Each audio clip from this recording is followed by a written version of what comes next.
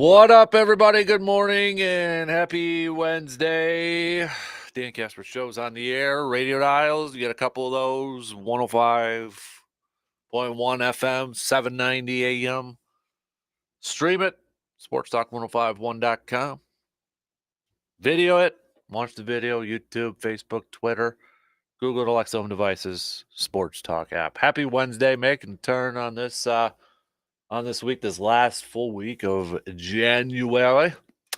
What do we got on the game plan? Good old game plan here for this morning. It is Wednesday, so we'll have some stock reports due about 7:45 this morning. Whose stock is rising and whose stock is falling. We'll get to another edition of Showdown for our bracket challenge. Best year of all time, as decided on by debating between which year had the best year in sports, movies, music, and all that good stuff. Sports Vigilantes coming up at 7:20. That's your good, normal, regular stuff on a Wednesday. Other stuff on the game plan here this morning. Bucks are going to be back in action, taking on the Denver Nuggets. This should be a fun game tonight. Bucks getting the band back together the other night against Detroit there. Now back at home, going up against one of the best in the West, the Denver Nuggets. So that should be pretty good. We'll see if Chris Middleton maybe kind of gets back in the starting lineup, or what's going to be the plan for him. Maybe still slowly kind of bring him into, back into the rotation, get his minutes up, kind of get the rust off and all that fun stuff there. But should be a fun matchup. That's going to be a 7 o'clock tip time. Again, in Milwaukee. Then the Bucks will be on the road on Friday against the Pacers. Then they'll be at home here for almost about a week for that final week in January into February there. Bucks holding on to that third spot in the Eastern Conference, still 4 games back from the Boston Celtics. Finally, Boston losing 2 games in a row here. Everybody else a chance up there. Denver holding on to that 1 seed in the West, but they've kind of been on a nice run here too. 9-1 in their last 10 games. So we'll talk some hoops with that game coming up tonight.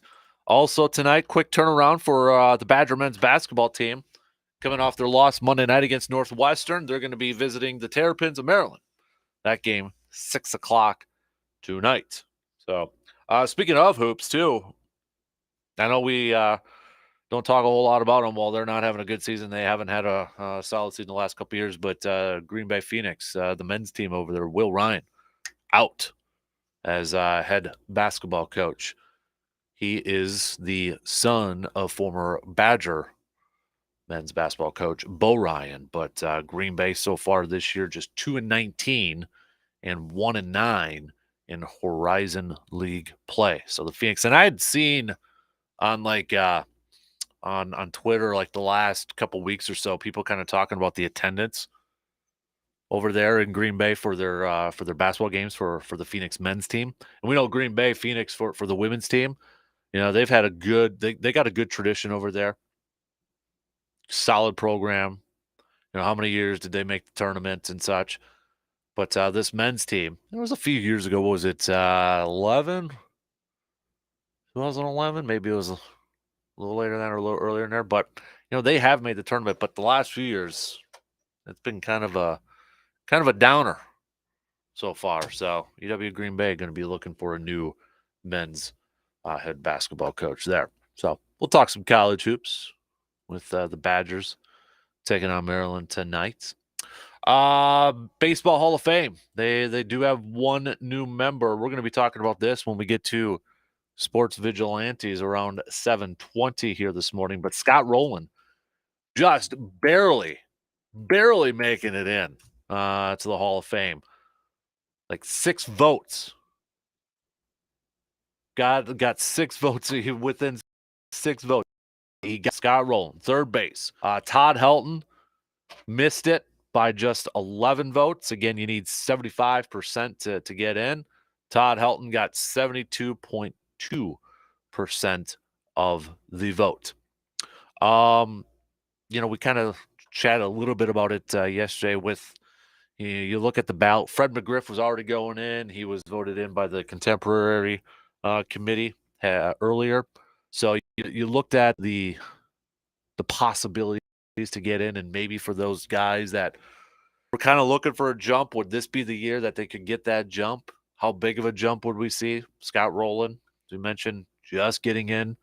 Billy Wagner, he moved up 68.1%. Andrew Jones, 58.1%. Gary Sheffield actually got a fairly big jump too, going up to 55%.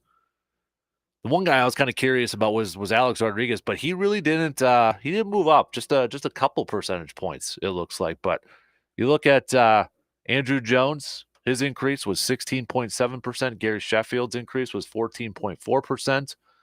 Todd Helton's increase 22.2%. So maybe they got a shot at going up there next year. And you look at maybe some of the players that are going to be eligible for next year. Adrian Beltre, possibly. I think there's some talk, could he be a first ballot potential? He's the biggest newcomer. Look at his career: 3,166 hits, 477 home runs, 93.5 wins above replacement. Third, that's third amongst third basemen, behind only Mike Schmidt and Eddie Matthews. So but is Adrian Beltre a first ballot Hall of Famer? And how, a couple interesting ones too. Joe Mauer, Twins guy over there. Chase Utley, longtime second baseman.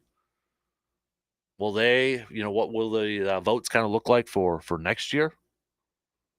David Wright, Matt Holliday. Ooh, now I'm really starting to feel old when we're talking about those guys potentially on the ballot. Ooh, man. But we'll talk about the Baseball Hall of Fame coming up a little over an hour from now when we get to our Wednesday segment of some sports vigilantes over there. So we're going to chat a little football as well. Aaron Rodgers did have his little chit chat with the Pat McAfee show yesterday. One thing too, I think we've got to be careful, and McAfee show is guilty of this too, because they were doing it yesterday. But there's a lot of headlines out there, clickbait, whatever the heck you want to call it, saying it's going to cost 2 first-round picks. Peter King saying it's going to cost 2 first-round picks for Aaron Rodgers. He didn't say that. He said, my guess would be that the Jets would be happy to send 2 first-round picks for Aaron Rodgers. But you had people saying, it's going to cost 2 first-round picks. And then, you had Schefter yesterday, people saying that Schefter was saying that the Packers are going to trade him to an AFC team. It's not what he said.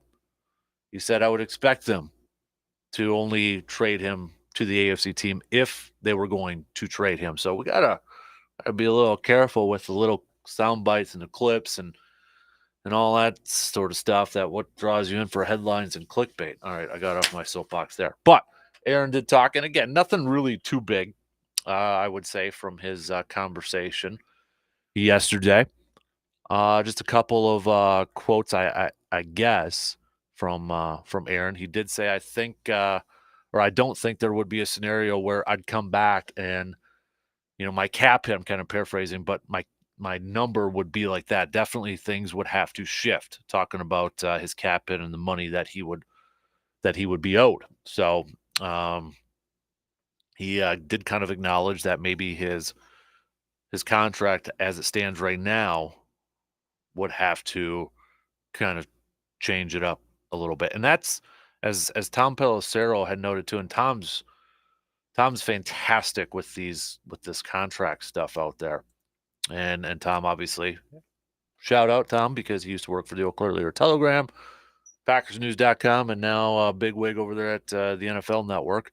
But as he said, the Packers baked this into the contract. $58.3 million of Aaron Rodgers' $59.515 in 2023 cash is structured as an option bonus. So once the option is exercised, his cap number this year would only be 31.6. Again, cap hits to actual money. Got to remember, it's different. So, but I guess some other quotes out there talking about the Packers. I'd love to finish there, and I might have finished there. Who knows? but he kept reiterating, I have to figure out what I want to do, and then we'll see where all parties are at and what kind of transpires after that.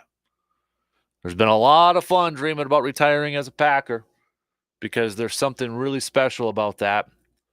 But if the competitive hole still needs to be filled, and it's time to move on, I hope everybody would look at that with a lot of gratitude. So, my question, then, everybody's been throwing out polls and all that sort of stuff about, do you want Aaron Rodgers back? And the ones I've seen, I'll be honest, I'm slightly surprised at some of the results because it looks like from all of them that I've seen that the majority don't want Aaron Rodgers back. So I'm not going to ask you that. I'm going to ask you a couple of things here. One, the big one being, and I really want to get your answer. So hit me up with a text, tweet, Facebook, whatever. But say Rodgers does decide to come back and he goes to the Packers and he says, guys, I want to come back. Because we've been hearing it's a two-way street, right? So and the first domino that has to fall is Aaron's got to decide what he wants to do. So let's say he decides, I'm going to come back. Now the ball gets fully put into the Packers and Brian Gutekunst's court. What do you think, not what you would do or not what you want, but what do you think the Packers would do if Aaron Rodgers calls them up and says, I want to come back? Do you think they will welcome back with arms wide open? Shout out Creed. Or do you think they'll say, Aaron, we believe it's time to move on and hand the reins to Jordan Love. We're going to find a trade to work out, and you're going to continue your career somewhere else. Again, not what you would do because everybody's throwing that out there. I want to know, what do you think Green Bay would do? What do you think Goody would do if Aaron says, I'm coming back, I want to come back? Do you think that they will trade him? Or do you think they will say, all right, baby, welcome back? And the second part of this thing, too, it does kind of go to the various poll questions that have been out there about, do you want personally Aaron to come back? And the ones I've seen, the majority have said no. So my question would be, if you were one of those people who said, nah, don't want him back. If the Packers didn't have their heir apparent or Aaron's potential replacement on the roster, would you still say the same thing? So you would assume that, we're going into this draft probably drafting a quarterback very high in a draft. But if the Packers didn't have Love or they didn't have their future starter already on this team, does that sway your pick? Do you change your pick? Does it change it? Or are you just so like, no, I don't care if Love's on his team or he's not. It's time to move on. It doesn't matter to me whether that next guy is on this ball club or not. Does it change at all? At all? That opinion.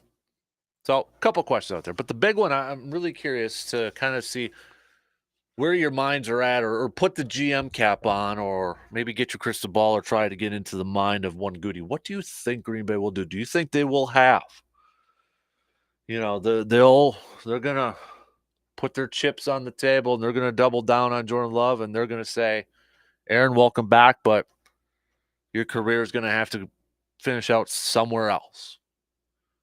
Do you think they'll have the gonads to do that? Or do you think they're going to say, welcome back, buddy? And then I guess to feed off that, let's, if you're one of those that think, all right, I think if Aaron comes back, I think Goody's going to say, welcome back, we're going to hold on to you. then what do you do with love? So again, now I'm changing it up here from what everybody else is asking out there on sports radio or the shows. I don't care what you think. Well, I care what you think, but that's not what I'm asking. I'm asking, what do you think the general manager of the Packers would do? So think about that for a little bit. Get a couple minutes. Start hitting me up on that Shoe Doctors bullpen line with the text 715-830-1912. Tweet at DANKASPER, Facebook.com/Kasper Sports. Let's get a conversation going. Let's get some analysis going, all right? On this Monday morning or Wednesday morning. Thank gosh it's not Monday. Whew. All right. First break. Opening drive coming up. We're gonna get your thoughts right away. What do you think Goody's gonna do? What do you think he's gonna do? I'm kind of going back and forth, but I'll have my answer coming up next.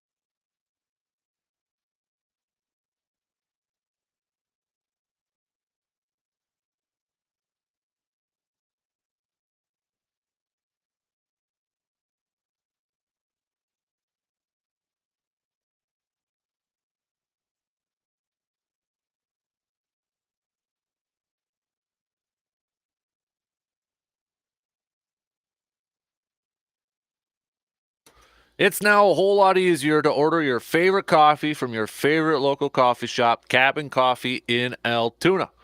You can now download the Cabin Coffee app and place your order, buy and manage some gift cards on there, and earn rewards all in one spot. So that next time that you're craving a Twister Frappe, a white coffee, Cabin Club, or whatever your favorite menu item is at Cabin Coffee, just download the app and order ahead so you can enjoy your Cabin Coffee favorites a whole lot quicker. All right, let's jump into this baby. Let's jump into this rabbit hole and maybe go down a deep dark place here. Opening drive starting this morning. WWGD. What would Goody do? The question I'm throwing out to you, I'm changing it from what everybody out there is asking across the sports media world. We're not asking, do you want Rodgers back or not? I'm asking if Rodgers picks up his cell, shoots a text off to Goody or gives him a call and says the good old, or maybe he throws a fax to give a little throwback to Jordan, says, I'm back. What do you do, or what do you think Goody's going to do if he gets that message from Aaron Rodgers saying, I'm back, I want to come back? Do you think he welcomes him with arms wide open at that point? Or do you think the man is going to actually do it like his mentor, Ted Thompson, and trade him, maybe to the Jets, like Ted traded Favre to the Jets, or whoever? You don't have to pick a team in this one. What do you think he will do? Not what you want to happen, but what do you think to do? So try to get into the mind of the Packers general manager, Brian Gutekunst, at this point. And do you think Mark Murphy is gonna have a say in this whole thing too? Because everybody's got to report to him, right? We know how that current structure, the new structure, is over there. Everybody reports to Mark Murphy and such. But what do you think? Hit me up with a text, 715-830-1912. Tweet at DANKASPER. Facebook.com/Kasper Sports. So me personally, now, if you remember going back to, what was it, Monday already?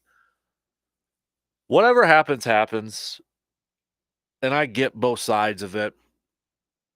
Aaron wants to come back to Green Bay. Green Bay welcomes him back. I get it. Understand it. I think you have to have two completely different offseason approaches, whether he comes back or not.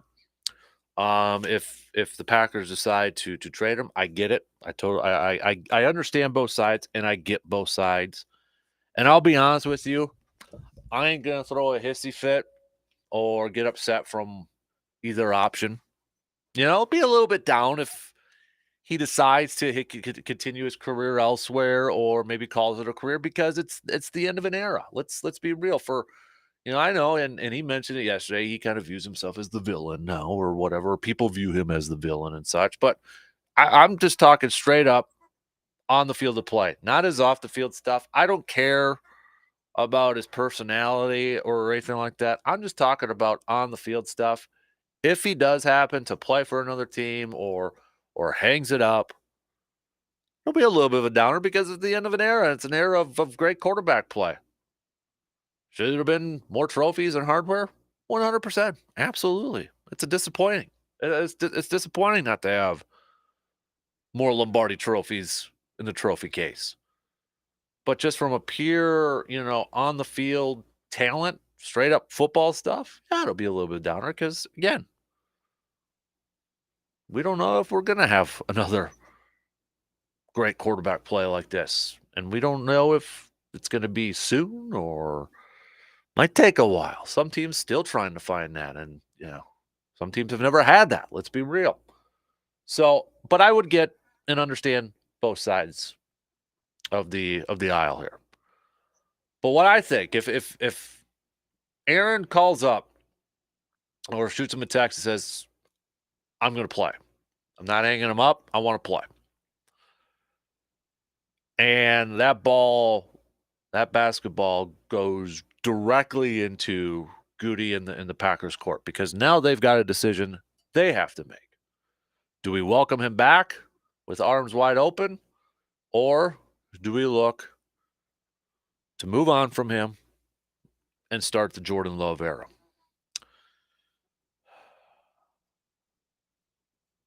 I think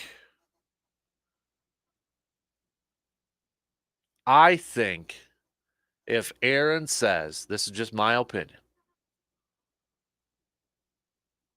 but I feel like if Aaron says he wants to come back, and I think this might be the caveat to everything here too, but if he says, and I want to play for Green Bay, I want to play for you guys,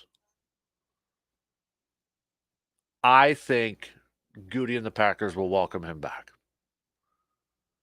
Now, again, I'm not saying that's what I would want, because I just said I'd be fine with either way. I totally get both sides of it. Whatever, if Aaron's back, it's like, okay, run it back and try to go for one more year. If it's he moves on and it's the Love era, it's like, all right, we're resetting, kind of maybe a little bit of a rebuild here. Seeing what we got with Jordan Love and clearing out some of that cap space might be a tough year, but maybe have a little bit more flexibility in the next year and such. But I feel like if Aaron, texts Goody and says, I'm coming back, or I want to play, I want to continue my career, and I want to do it with the Packers, I think Goody and the Packers will welcome him back, and they'll work it out, and they'll keep him at the keep him as their starting quarterback. Now, what does that mean for Jordan Love? I think at that point, you do have to look, and I think they will potentially look at moving on from him. I think that they will try to find a trade partner. I don't think they'll get a first-round pick back for him. But if you can get a day 2 pick, maybe a second-round pick, I think they'll look at that option. And they're going to have to then address the quarterback position in this upcoming draft. And let's face it, they're going to have to hit on it. I don't think maybe it will be, but who knows? But if, would there be a quarterback at that 15 spot when they draft? Possibly. Might have to move up into the top 10 to make sure you get one of those, because we know the Texans are going to draft one, right?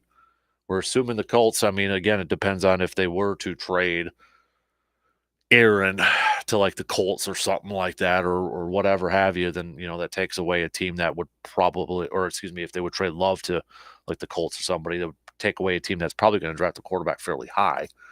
But they would have to target the quarterbacks in this draft and maybe get one at that 15 spot, or depending on what they would get in return for a potential Love trade, package it, move up, or maybe one in the second round, like what the Eagles did with Jalen Hurts, got him in the second round. Bengals, when Andy Dalton was there, they got him in the second round. That it is possible. It's not a given, but it's possible. Kirk Cousins was a third round pick, if you want to go down that on. Russell Wilson, right? Wasn't a first round pick too. So it's possible. But they're going to have to, if this scenario plays out where Aaron's back, I feel like they got to trade Love. I mean, they can hold on to him and pick up that 5th-year option, but then you're talking that 2024 cap with Aaron's current contract and Love's cap hit on there. That's going to be a lot of chunk change. I think they'll probably move on from that, give Love an opportunity to start elsewhere. But they've got to kind of start over and find that next quarterback. And it wouldn't be – it's a little bit different because, New England, when they drafted Jimmy G, there was a lot of people out there, and there was the rumors like, oh, that pissed off Tom Brady, and is that the replacement for Tom Brady? And Jimmy G got a few spot starts in there, most notably, when Tom Brady was suspended. Deflategate, got a couple starts there before he got hurt. Then it was Jacoby Brissett there. But they turned it around and traded Jimmy G to the 49ers for an early second-round pick. So, I mean, we have seen I guess, examples of teams maybe thinking they drafted their replacement at quarterback, but their starter stayed a little bit longer than maybe what they thought. They moved on from them. And the thing is where I kind of struggle to make that a direct comparison is one, it was a second round pick for Jimmy G. Two, it's Bill Belichick, and Bill Belichick does different stuff and doesn't play by the rules all the time. So, and this is a first round pick. You know what I mean? This is a first round pick. That's the thing too. It's like, I know everybody says first round picks play, and I get that and I understand that, but that doesn't always necessarily mean that first round quarterback play or first round quarterbacks are always like, oh yeah, they hit. You know what I mean? Like there's sometimes those first round quarterbacks, they're off a team after a couple years already. They're gone. I mean, maybe that's the case for Zach Wilson. Definitely was the case for Brandon Whedon's, the Johnny Manziels, or the Matt Leinart's. Remember the Cardinal situation? Matt Leinart, Kurt Warner, and all that? Man, oh man. So it's not necessarily would be out of the norm completely if Jordan Love isn't the actual starter. And that's where, I go back to, I know people are throwing in the comparison with the Favre and the Rodgers thing. But the biggest difference to me there is if Favre doesn't retire, if he doesn't, go out there and have his presser and say, I know I can play, I just don't know if I want to anymore. If he doesn't have that, instead says I'm coming back, I don't think Aaron. I think Ted trades Aaron, and they welcome Favre back. But the fact that Favre retired, and all offseason they went with Aaron, and Aaron's the guy. Aaron's the guy. He's a starter, and then all of a sudden training or family night rolls around. Favre's like, no, I want back. At that point in time, it's a different scenario, I think. Now, if Aaron pulls a Favre and retires, but then all of a sudden says, hey, no, I want to come back in August, then yeah, I'm like, no, you that ain't happen. Then they'll trade him. But if after the Super Bowl and he says, hey, I'm coming back, I do think the Packers will bring him back. Then I guess you can get into another question about, with all those other polls out there saying, we don't want him back. Majority is saying, no, don't want him back. Well, would you embrace him arms wide open, or would you just get pissed off? Well, hopefully it's always team above player anyway, so you'd still root for the guy and still root for the team. But that's what I feel like. I feel like if Aaron says, I'm coming back, and he says, I want to play for Green Bay is going to let him play quarterback for the 2023 season. And I feel like they will probably move on from Jordan Love and try to find a trade partner. That's just what I feel like. Again, not what I would like, not what I would necessarily do, but I feel like that's what Goody and the Packers would do. And I feel like in the second part of this whole thing, if Love wasn't on the roster, would people still feel the same way about moving on from Rodgers? Well, I think that's a little bit of a trickle down effect because if Love's not on the roster, we're probably not having these discussions. One, right? We're probably not having these. We're probably thinking, okay, looking at the draft or who could be the heir replacement, but we're not maybe talking so much about moving on from Rodgers. Maybe there'd still be a few because if all things are still the same about with his contract and such, and there'd still probably be a good chunk of fans or people thinking, let's just move on and eat the cap space and restart this thing. Kind of like the Patriots after the Tom Brady thing. They didn't have the replacement for Brady on there. They drafted Mac Jones.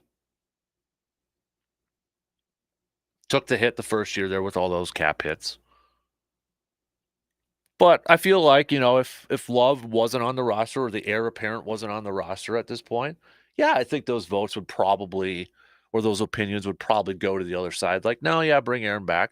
I wouldn't say a big jump, but I think there'd probably be a few over there be like, yeah, let's, bring him back. We don't have anybody else right now. But then, go draft a quarterback. Let him sit for a year. That would, I think, would be the opinion or thoughts from others out there. That's just me, though. That's just me. Just this popped up. Matt Schneidman, who covers the Packers, I was talking about those polls 13 hours ago. He posted, "Do you want Rodgers back as quarterback?" 52.8% out of over 16,000 votes. 52.8% said, "Nah, don't want it."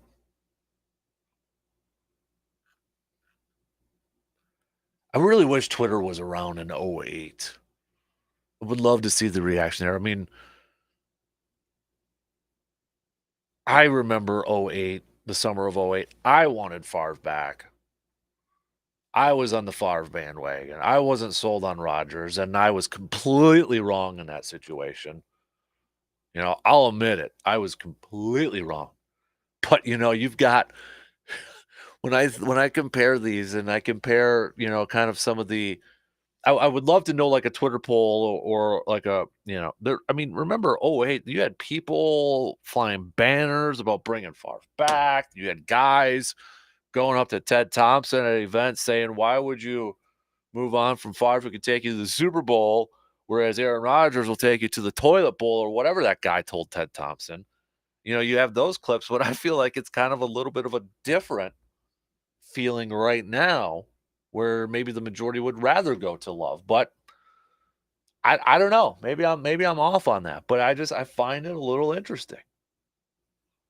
Find it a little interesting. And maybe it's just because it's personal for people. I don't know. But I know last week we looked at cap hits, comparing it to Favre at that time and Rodgers now, and Rodgers' 10th cap hit 2023. Favre was the top five.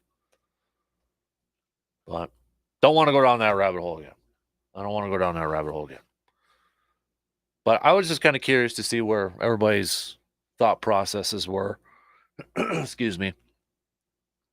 We all know the first step that has to fall is Rodgers has to decide whether he plays or not. But if he does decide that he wants to play, and he does decide, hey, I'm open to coming back to Green Bay, or I want to come back to Green Bay, what do you think the Packers would do, or what do you think Goody would do at that point? I think Matt LaFleur would want him back. I mean, he's a coach. He probably realizes, a little bit more of a for sure thing there. Helps keep the job potentially.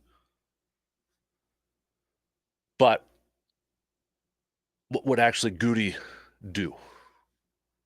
I feel like he would welcome back. He would probably yep, screwed up that pick, or he probably won't admit it, but he's like, dang it, it's gonna have to hold on to my pride maybe a little bit. We're gonna welcome Aaron back and might have to move on from Love.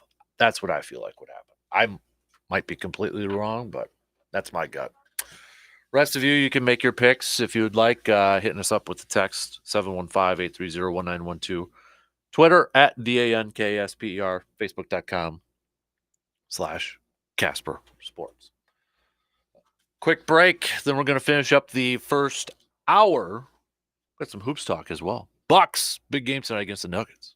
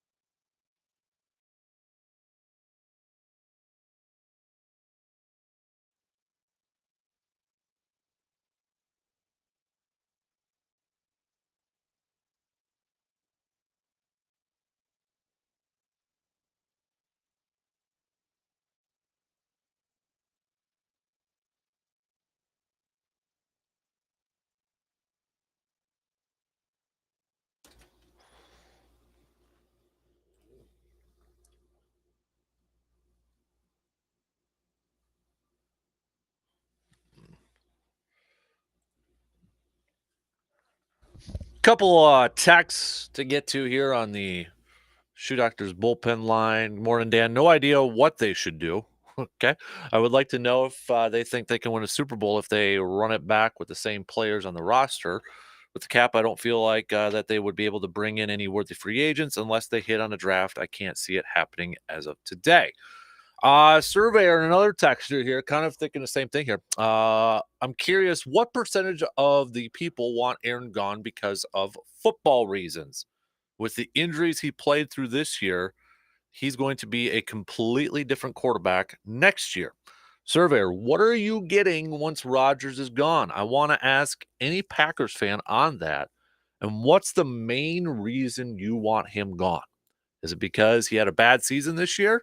If that's the case, we have to ask how badly injured was Rodgers' thumb. I just think Packers fans are insane to let the greatest quarterback in Packers history walk.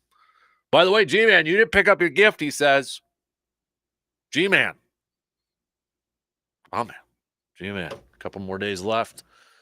That's the good old retired life for Mr. G-Man. All right, so in honor of, I shouldn't say in honor, but Surveyor and this other texter here. So throughout the injury to Aaron, thumb, he had the rib injury and that such. So I will ask you guys or gals who are listening right now, and I'm curious, everybody's got a thought on this, so send it on over. But let's say what like Surveyor said. I want to ask Packers fans, what is the main reason you want Rodgers gone? What is the main reason why you want him gone? And if you think it's because of a bad season, like Surveyor said, we have to ask how badly injured was Rodgers' thumb. So, what is that main reason? What is the main reason? Is it simply money? And as we mentioned, his cap hit for this year, 10th highest quarterback. Kirk Cousins has a higher one. Other quarterbacks have higher ones. What is that main reason? So, Surveyor wants to know, people, and the other texter too. The other one wants to know. As the other texter said, I'm curious what percentage of the people want Aaron gone because of football reasons. What is your main reason? All right, we got people that want to know. We got people that want to know. So let me know, okay? Hit me up with a text. Or tweet or Facebook. We'll get to those and kind of get maybe some responses coming up in a little bit here. Okay. But yeah, that's a good question. Like if it's football, is it strictly football reasons? Is it personal reasons, or is it something that we haven't mentioned? I don't know. Maybe you're just like, it's just time. I got a feeling, I don't want to speak for everybody out there, but I got a feeling a lot of people are going to throw out the cap hit and the salary cap stuff. They are going to do. I feel like that's where the majority is going to go with this thing. But I also feel like, too, we have seen teams how many times manipulate caps. Yeah, they definitely are. Green Bay is definitely going to have to pay the piper. When it's all said and done, they're going to have to do it. But the 10th highest cap hit, I mean, considering how this is going to, I think this salary cap's going to explode with the upcoming TV deals, share revenue and all that. It's going to get extremely high. I think it's manageable, and I think it's doable. You know, we talk about, was it Brandon Beane, the general manager for the Bills the other day, said the Bengals have the advantage because they're paying Joe Burrow and Jamar Chase on rookie deals. And Joe Burrow's probably going to get a new contract this offseason. But and that's something that I know we've talked about, other people talked about, trying to take advantage of that quarterback that's on a rookie deal and spending money around him. Well, I guess maybe, and I don't want to speak for Surveyor and the other texter here about this too, but maybe their thought process too is like, okay, yeah, Aaron's got a decent sized cap hit, but you also got these rookies who played a lot this year. Let's see them in a second year taking that next step. They got that experience. Christian Watson, Romeo Dobbs, Quay Walker, if he's not getting ejected. You had a lot of rookies playing a lot of snaps this year. They got that experience. Year 2. Let's see that jump. Let's see that consistency. We talk about it with the quarterbacks. Why can't we talk about it with the other position players? I'm just throwing out, other scenarios, other ideas out there. So.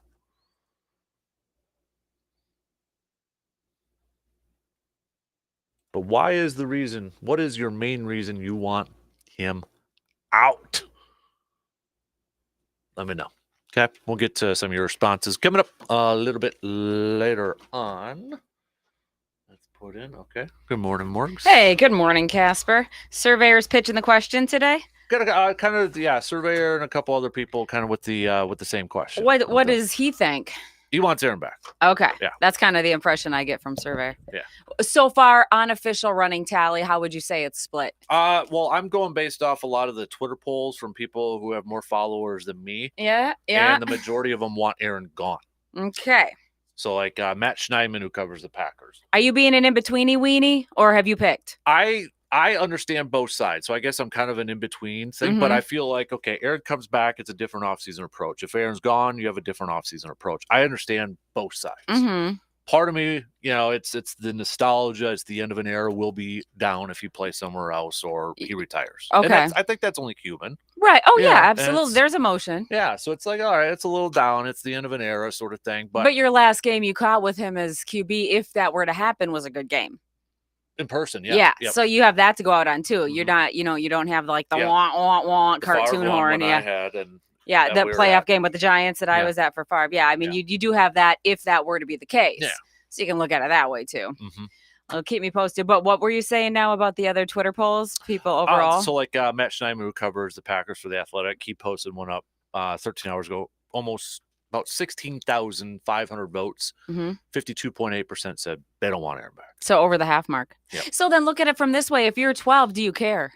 I mean, I know he embraces, he embraces, the quote unquote villain role, but it's like, I almost say villain's not the right word. A lot of people are just thinking kind of jackwagon role at this point. It's like, it's not so much that you're being a villain as you're being kind of a jerk. Well, and that maybe goes into the reason why Surveyor is throwing out the question, why do Packers fans want him gone? Is it because of football reasons or is it because of personal? I think that that's an interesting way to dissect it, because the stats are one thing, but is it just that whole mentality where it's like, you're not doing us a favor.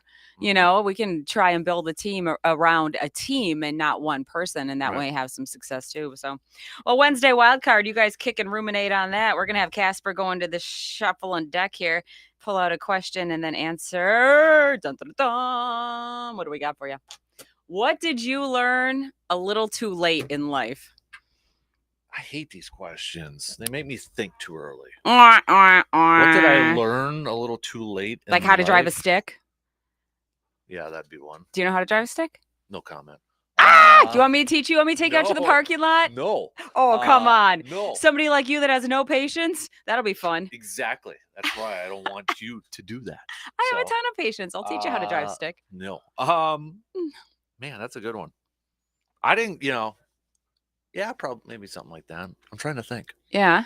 Like doing your own taxes. I mean, because I didn't grow up with a dad or anything like that, so there's a lot of stuff was a little bit. But you do hunting now, and now you got that. You kind of took it under your own way. But there was stuff like that. It's like I didn't learn how to do stuff like that, or what would have been drywall or anything like that. Yeah, but do you need to? That's the thing. Like, do you want to do that stuff, or is that why you have a guy? Like, somebody that can do that. That's why I want more guys. You want more Twitter followers? I want more guys. Let's get some more guys on board. Exactly. Okay. All right.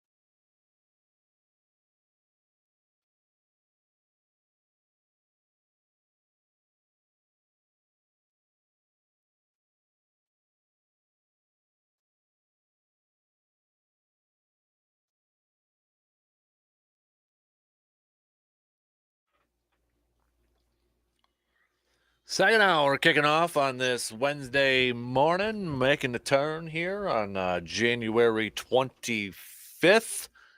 Coming up in about 10-15 minutes or so, we'll get to a Wednesday Sports Vigilante. We're going to talk about the Baseball Hall of Fame for our Sports Vigilante topic of the day. Scott Rowland getting into the Hall of Fame. He's joining the crime dog, Fred McGriff, who was voted on by the contemporary committee. So Scott Rowland, the only one advancing with 75% or more of the vote, and he barely got by with just 6 votes.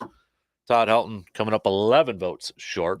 7:45-ish, we will do some stock reports, and then at about 8:05, 8:10, we'll get to some showdown. I'll get you the years coming up in just a little bit. Surveyor Sam's got that question for all of you, and another texter kind of threw out the same question as well. But he wants to know, as Surveyor, I'll just kind of read Surveyors here. What are you getting once Rodgers is gone? I want to ask Packers fans on that. And what's the main reason you want him gone? Is it because he had a bad season this year? If that's the case, we have to ask how badly injured was Rodgers. I just think Packers fans are insane to let the greatest quarterback in Packers history walk, as another texter had mentioned too. I'm curious what percentage of people want Rodgers gone because of football reasons. With injuries he played through this year, he's going to be a completely different quarterback next year. So you got to tell me why. We've had a few texters just say it's time to move on. Well, Surveyor and these other people want to know, but why? Why? Is it because, hey, maybe you're a Jordan Love fan and you want to see what they got with him? All right, there's a reason. Or maybe it's something else. Why? Why is the reason? Is why these listeners are fantastic listeners want to know. Okay? Got to give a reason why.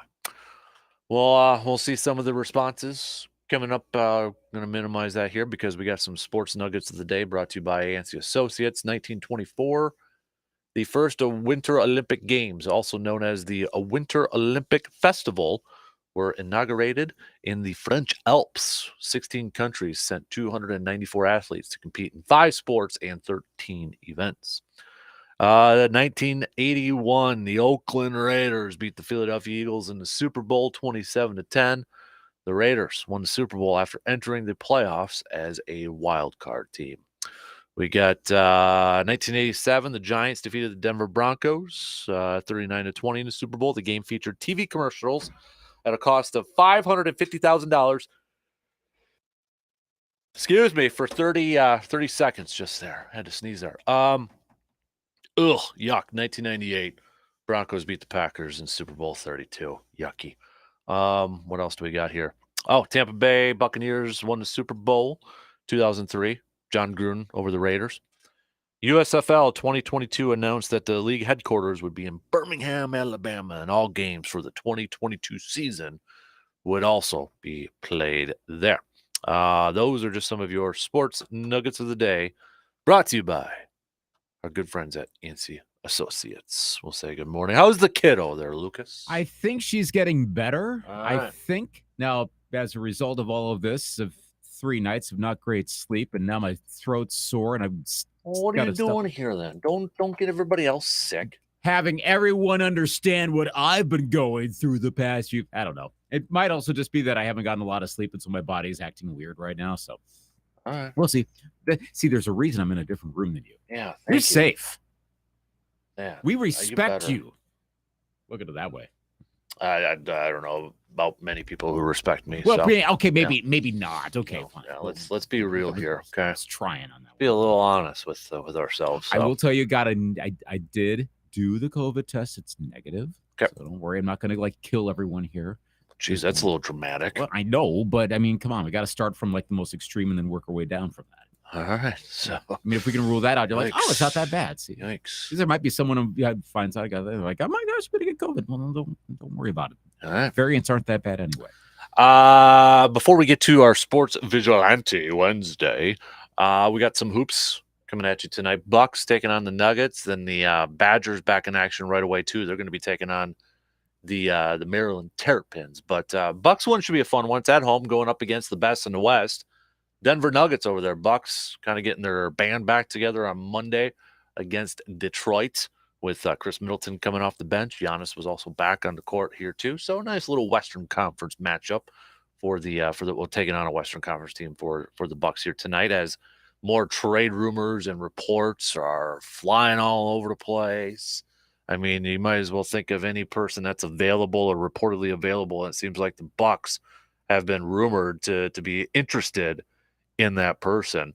I feel like the Bucks are going to make a move. I don't know who it will be for, but it sure seems like that they feel like they need to make a move if we, believe a lot of these reports and rumors, and they're willing to pretty much give away all their second round picks at this point, whether it's for Eric Gordon or Crowder or Cam Reddish with the Knicks has been thrown out there.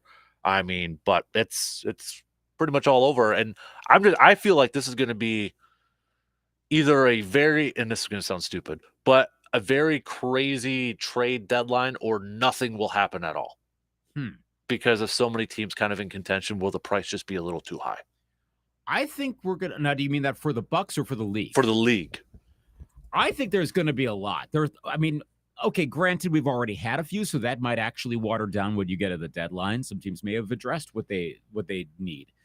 I think we're going to get a good amount of trading going on this time, especially when you have teams like the Bucks that traditionally over the last, in the Horst era, so that's not a lot, but John Horst has not been known for making massive deadline deals. He's at some, but he's also shown the willingness to move on. I mean, Eric Bledsoe, you signed him and you moved on from him. Right.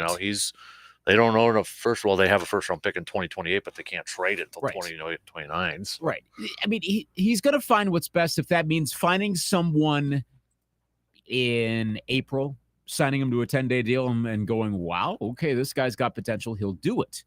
So I guess it would be splashy for the Bucks if they made a big deadline deal. And maybe this goes a little bit more to the chemistry thing. Now, it depends on if that was more of a Chris Middleton thing exclusively, or if there's something with the team. I mean, the Bucks haven't looked bad since Bill Simmons noted that a couple weeks ago or a week ago, whatever that was. So I don't think the season is in peril unless they're doing a really good job of separating any off-court chemistry from on-court performance. Maybe they are. But I think they're going to do something more, especially since they do have the occasional off night. Boston is turning out best case scenario. Outside of Durant's injury, the Nets are kind of turning into best case scenario as well for them. The competition is stiffer for the Bucks, so I think they will do something more. I don't think they can rely on a 10-day flyer in April, like I was saying earlier. Right. Yeah, I think they'll make a move. I just don't know what they're going to be able to. They seem to be enamored with Crowder. I was reading a little bit this morning that there was a proposal on the table for like a 3-way trade between the Suns, Wizards, and Bucks, and the kid who was just sent from the Wizards to the Lakers. I just blanked on his name. But the power forward, he was originally going to go to the Suns. Then the Bucks were going to get Crowder. And then the Wizards were going to get a bunch of picks or something like that. But there's talk that James Jones, the general manager for the Suns, is like very difficult to deal with. Apparently, some people are saying so. Okay, or asking a little too high or something like that. Well, that might explain why the Suns haven't made a lot of transactions that have been expected over the past few years, given some of the players involved and their comments on the team and the coaches and whatnot. I would have thought DeAndre Ayton probably would have been gone by now. Yeah. Well, now there's some talk about, is Chris Paul potentially, are the Suns going to move on from him? Getting up there in age. But he'll go to the Lakers, join up with Bron. So get his buddy in there. Yeah. Oh, gosh. Just can't wait for the next trade involving the Lakers to be headlines everywhere. That Wizards trade wasn't that much of anything. It's like, the Lakers make them. Well, yeah, I know why. It's LeBron. Yeah. Ugh. Anyway, yuck. Will Barton, I'm seeing now too, is potential buyout from. I mean, there's boatloads of stuff on here. So Serge Ibaka is going to get traded. It just depends on where he's going to get traded to, because they both agreed to it. So, and he's taking up a route. He's not even with the team. He's kind of like a Crowder right now, not even with the team. But that's the thing too, is like, okay, do the Bucks necessarily want to trade him to the Heat or the Nets, who have been reported to be interested in him? Probably not. But it's like, I don't know. Like, do you do him right or do you send him off somewhere else? He's going to throw a hissy fit because it's like, I don't want to go to the Pistons or something like that. Well, and player empowerment era, and Yeah. he may be traded, but then he'll just like mail it in over there. Yeah. I mean, the other team has to know what they're getting too, and if the Pistons are doing it as an expiring contract, well, then they don't care, Right. But if it's a team that actually expects the guy to perform in the playoffs, well, then they wouldn't bring in a guy who doesn't want to go there anyway. They would learn about that. So the players and the management have a whole lot to say in all of this. Yep. Exactly. So, but it should be a fun game tonight going up against, the Joker and Giannis. The last 4 MVPs. Correct me if I'm wrong. I back to think back to back to so. back to back because Giannis won back to back. Joker won back to back. So the last 4 MVPs. Back to back. Yes. Yeah. So there we go. Yeah. This will be a fun one. I Anything like it. involving the Nuggets this year are fun ones. I mean, that Wolves game the other day, and I know the Nuggets came back at the very end to win, but still, that was a fun game. Those are the games you want to see this year. Even you're going to lose some, but Nikola Jokic, appreciate what we're seeing right now. It's kind of like with Giannis. He's at one of these points in his career. What he's doing most nights is peak basketball. Period. Watch it and enjoy. Yep. They're on 9. They're 9-1 in their last 10 games. So the Nuggets are coming in pretty darn hot at this point too. I know they're coming off of a loss here, but pretty hot in these last 10 games. So be a nice little win here and try to keep pace with the rest of the top half of the Eastern Conference for the Bucks because it's a little jumbled up. It would mean something. Absolutely. All right. You ready to do a little sports vigilante coming up here? We're going to talk about the Baseball Hall of Fame with our sports vigilante.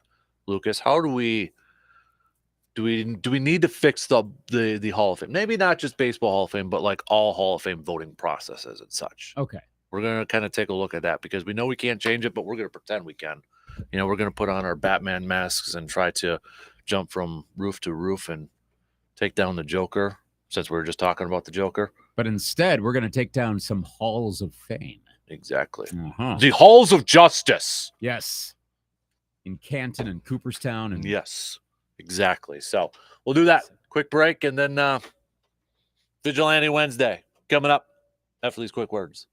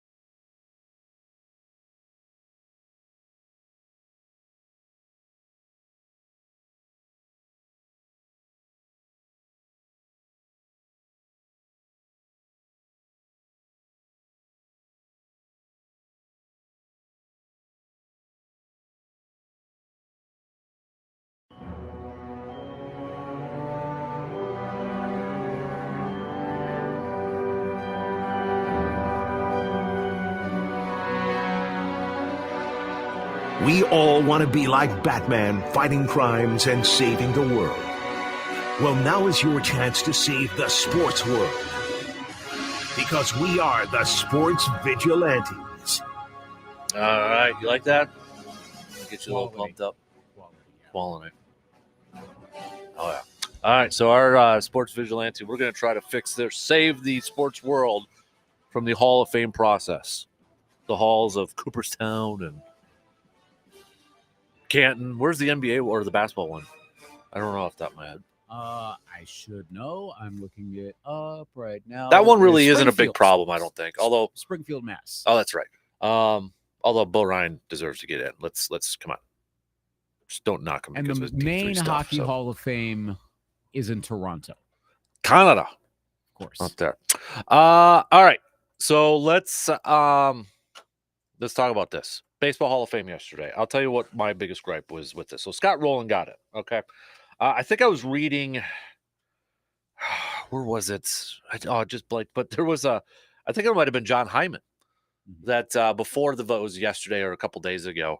Like he made the comment, he's like, did you ever think when watching Scott Rowland that he'd be a Hall of Famer? Probably not, but he is. So, sort of thing, kind of that narrative at that point. And, we've seen this with the Baseball Hall of Fame. They've got this thing about, like first ballot Hall of Famer worthy and all that. They're talking about Adrian Beltre for next year. Is he a first ballot Hall of Famer sort of thing? And to me, Luke, I don't know what your thoughts on it, but I get tired of the first ballot thing. To me, if a person's a Hall of Famer, a person's a Hall of Famer. Now they're talking like, well, Todd Helton's going to make it next year because look at his jump. And you're looking at everybody's, increase. Andrew Jones got a vote increase. So, like, what's the difference between the voters besides, if there's new voters? But from the voter this year, and he's voting next year, he or she's voting next year. They didn't vote for Andrew Jones this year, but next year they're going to because, okay, that's about the time that they should get in. That's my problem. That's my issue. Yeah, I don't like it when, like, the worst was the voters who would be like, on principle, I don't believe anyone should be a first ballot Hall of Famer, and so then you'd have some of the absolute best of all time not get in. Thankfully, we've gotten around that, I think, for the most part. I mean, I understand perspectives changing, and I think that's why I'm fine with it. Like, now maybe it's a matter of the threshold, or maybe there's a different way we should be voting. I'm not sure what that would allow more people to get in immediately, but that's a lot. I mean, okay, granted, the people that are covering the sport should be familiar with all of the people who could get into the Hall of Fame for that sport. We're not talking hundreds of players. We're not scouting Division II colleges here. These are people you knew. And even if you're new to the game, to the media, you still should have some knowledge of them or be able to pick it up fairly quickly. So I'm okay with it, with them picking up, because perspectives will change. Scott Rowland and Todd Helton are exceptional instances of this because of the focus on analytics in recent years. And based on that being valued more and more media members valuing analytics, that's why he's gone from what was the stat? Rowland was at where was that? When he started, I was just reading the story and it had all of it laid out. But he was in like the teens in 2018. Yeah. And now he's in. Todd Helton was at 16.5% in 2019, and now he's on the cusp and he's going to get in. Billy Wagner's been going up of late. Billy Wagner's probably going to get in. You think Sheffield's going to get in now with his big jump? Yeah, maybe. He's got a year to go. That's a pretty big leap. I think he gets in Fred McGriff style. Oh, the contemporary? Yeah. I don't think he's going to get in under these circumstances. Yeah, because how many years does he have left on that ballot? He's got to be close. Sheffield? Yeah. What did it say? He's got to be close to that 10 years or whatever it is. Yeah, Sheffield, one more year. One more? Okay, yeah, he ain't getting in then. So, no. He's got to make up 20% next year. So. Right. It can happen. We've seen some really remarkable jumps. I would be surprised if that happened with Sheffield. So yeah, it's a change in evaluation, a change in how the sport goes. Now, considering that the league itself not the leagues, I guess I should say, are going to undergo a fairly dramatic change in approach with the new rules this upcoming season. Now, that could allow some players' talents to shine more, kind of like how in analytics, aspects of Scott Rowland's defensive game, base running game, that was not as valued as much in real time in the 90s and 2000s, now is considered more important. Well, there could be things we don't know about depending on what these new rules lead to team performance, player performance, where someone playing right now might suddenly be considered more of a Hall of Fame worthy player than we've been thinking all along. We don't know. Probably nothing too dramatic, but I don't know that we realized the analytics thing was going to be as dramatic as it is. And now in retrospect, like, of course it is. So we don't know. So how do we fix this? How do we change this? The easy's like, we'll just let them in if they're Hall of Famers. Then you kind of maybe potentially open the floodgate of having like 20 people in 1 year or something. I don't think it'll get to that extreme, but you got the whole waiting process of like, was it 5 years for the majority of these? Baseball, is it 5 years like the football one, like the NFL? Yeah. Okay. Same. So it's 5 years there too. So, but to me, it just always bugs me about these percentages and like, like what was it? The Derek Jeter one or somebody like one vote didn't make him a unanimous one for some reason, because, he's not first ballot Hall of Fame. Yeah. I get that to me is so annoying. That whole crap is so annoying to me. Like if I've always had the notion, if a dude's or a guy or gal's a Hall of Famer, if they're a Hall of Famer, put them in the Hall of Fame. So how can we just do it that way? Is there a way to do that? Publicize the votes. That was part of the issue with peer pressure it. That's the easiest way to do it when people have. Because do you think a lot of people just hold personal grudges or something? Mm-hmm. Yeah. That's totally it. It's a combination of personal feelings because either they had a bad interaction or interactions with a player, or they didn't like something about their style on the field, or what they did off the field, and doing the whole, like, we're considering things that we're not supposed to consider for Hall of Fame voting, but they do it anyway. And some of them do have like a principle. I mean, I've never fully understood the no one is a first ballot Hall of Famer thing. The only way I can understand it, and the following is logical, is if you go, well, if we're being consistent and all of these all-timers, Willie Mays, Hank Aaron, et cetera, were not unanimous first ballot Hall of Famers, then we can't do that for, say, Mariano Rivera. Excellent player, maybe the best closer of all time. He's not the best player of all time. So it's not logic I would apply. But if that is the reason, that's the one reason I can accept that, well, they're keeping everything consistent. But then who's the person who's going to be the guy to do that? Because conceivably, you could have a whole bunch of people that are like, well, I'm going to be consistent with that. And little do we know, like 35% of all the voters decide to do that. And suddenly an absolute best of all time doesn't get in because everyone tried to apply the no first ballot logic. Now, do you know off the top of your head, so like we know when it comes to the Pro Football Hall of Fame, there's a max of players or coaches or contributors they can put in every year. Mm-hmm. Is there a max in baseball? Or is it just if you've got 75% or more, you're in? I don't believe there is any limit. Okay. Probably because it's so tough to get in. Right. Because of the 75% rule. But I've not heard of any limit. We had a pretty big class the other year. Was that the Joe Torre year? I think so, yeah. But I never heard. Because wasn't Bobby Cox in that one too? Yeah. Yeah. And I have not heard anything. I was reading the story at ESPN about this year's voting and talking about how we're going through a fairly wan stretch. 2021 had no one. Yeah. David Ortiz was the only one in 2022. Yeah. In terms of contemporary, I mean, obviously there was Jim Cotton and Tony Oliva last year, but yeah, not too many. Roland's the only one this year, unless you want to count McGriff contemporary. I mean, yeah. And next year, probably better because you have Adrian Beltre, Joe Mauer, Chase Utley, and some who are on the verge, like Todd Helton, I think is a lock to get in.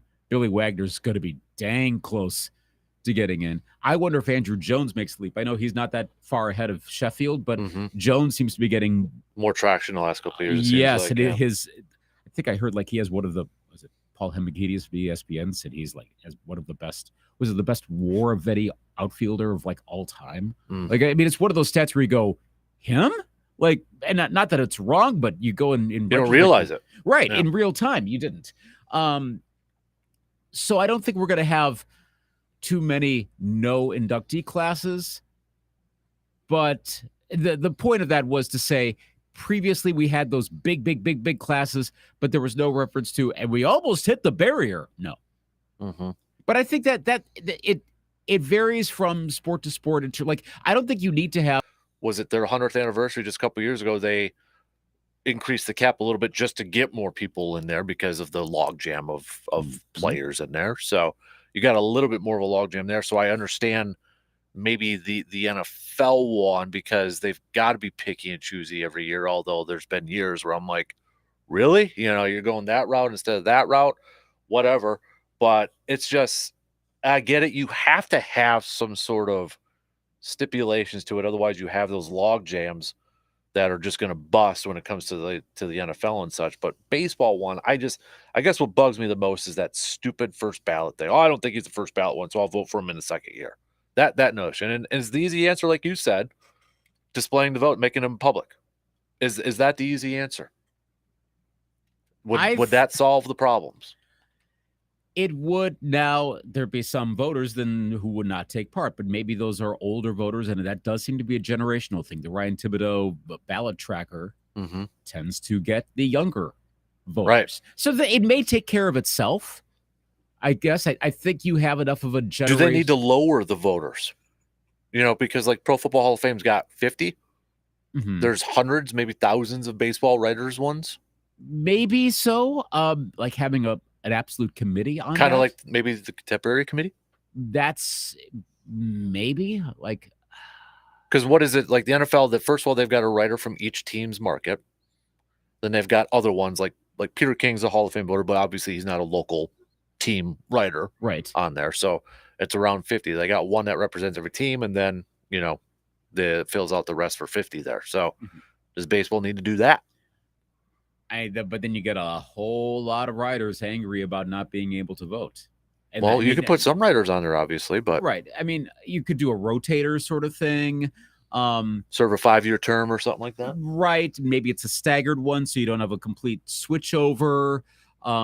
I mean, you'd get, like I said, you get whining from reporters, and I get it because they're on the committee, but I don't know that fans necessarily. But not every football writer is on the Hall of Fame committee. Right. But that's because we're already there. Here, you'd hear more about it. You'd have think pieces of why we should have more. But again, do fans really care about that? No. Can you who can you name who's on the committee? For baseball or yeah. Exactly. Well, whoever releases their votes, that's, right. That's right. That's the thing. We don't necessarily know. And there's some people I'm like, you got to vote. Like, I mean, like Dan Lebitard back in the day, that whole thing when he right. So like, what? Why does he got to vote? That sort of thing. So no, I do think they need to. Maybe they have since then, but they need to really. I think they've got to come down a little bit harder on who is eligible to be a voter, if that makes sense. Yeah, that would clean it up. I mean, it would be best if you had it consistent across the sports. But I mean, if we're trying to make sports consistent, I mean, then there are a whole lot of other things we could probably do and really change the dynamics of a lot of these sports. And we're trying to make everything nice and equal because we always talk about football, basketball, baseball, hockey. Now we're going to start to throw soccer in here probably in the next 10 to 15 years in terms of like American Hall of Fame and stuff like that. I mean, it's constantly evolving. I do like the NFL's approach. But there has been some criticism, like Deion Sanders saying now it's the Hall of Good. Yeah. Are they putting people in just to put people in? I guess that's true, but they don't have to get. I mean, I guess there's a minimum of 5, and that would be the knock. That if you had a smaller class, fewer would get in. But I don't know. The room does as King has noted, because he always talks about what happens in the voting. that he can't talk about what happens in the voting. Right. That's the point. Like, he talks about that you can't really talk about it. He'll talk about certain like indications of like the just like what was the emotion about this, or kind of a but yeah, I remember, was it when Pete Daughtry kind of presented Favre, all he did was he stood up and says, I present Brett Favre, and sat down. Like, you know, that's the thing, because they make their case. Well, there's certain people, like, I hope whoever has to present Tom Brady literally does not write anything down and just says, yep, Tom Brady, and move on. Kind of like the number 1 draft pick, where you know exactly who it's going to be. Yeah, you don't need to be on the clock for the whole time. Exactly. I get it. Hype machine, blah, blah, blah, blah, blah. But this is different. You don't need a hype machine in a closed door private meeting. I see Dion's point. I guess okay. Do we want a more exclusive Hall of Fame, or do we want a more inclusive Hall of Fame? Are we trying to get like the best of the best of the best of the best, or do we want to acknowledge everyone who made a significant difference? That's probably the better way to put it. And I don't think you can do it necessarily like hit certain criteria, you know, like performance. Would you call it like a performance based? There goes the light. There we go. Crashed. Dang. Yeah. Right. Not getting the Hall of Fame today. Because then you got to factor in eras like baseball would be a good one, right? They're banning the shift sort of thing. That's going to change stats, right? Yes. You know, or the pitch clock is going to change stats. Yeah. You know, if they increase games like in football, everybody's like, well, that's going to change records passing wise and all that. I don't think you can do it performance based, because I think that would increase more debate than at that point. Right. Like averages, I think, are better. As opposed to accumulation. Yeah. How many records do we hear about this year? And I know some of them were like 17 games, but then someone was injured for part of it. So, okay, I get that. But we're already hearing more of that in the NFL. And every time I hear that, I'm like, yeah, well, they just added another game on. Of course they're going to have that opportunity. Duh. So that changes who potentially could be getting in. So I think I like the NFL approach because you do end up covering more. I've generally leaned more inclusive than exclusive. I think one knock, though, too, for football, people are, and something I've kind of seen, too, is like, why, maybe Leroy Butler is the example of this. Why did it take so long for him to actually get recognized and get into the Hall of Fame? Like, what changed that? Because you got some who are like, oh, yeah, in right away. But why was there some people like a Leroy Butler that it took a long time for these voters to finally recognize that he was a Hall of Famer? Well, honestly, a lot of it is campaigning. Yeah. I mean, it's become very political. Yeah, and that's kind of like award season. As much as we'd like to believe that the Oscars... The Heisman, for crying out loud, people don't realize teams, universities have Heisman campaigns. Right. It's not like there is a group of voters who just passively observe the game and then meet in a room and give their assessments and vote. Nope, they're influenced. And I don't mean like illegally influenced, but they're influenced. But like I said, the same thing happens with the Academy Awards and the Grammys and the Hall of Fame, and all of those happen. And if you're really good at it, then at campaigning and advocating for your person, then you've got a better shot, not a guarantee, but a better shot of getting in than someone else that is, well, again, how many times does the not likable one tend to not get in? Right.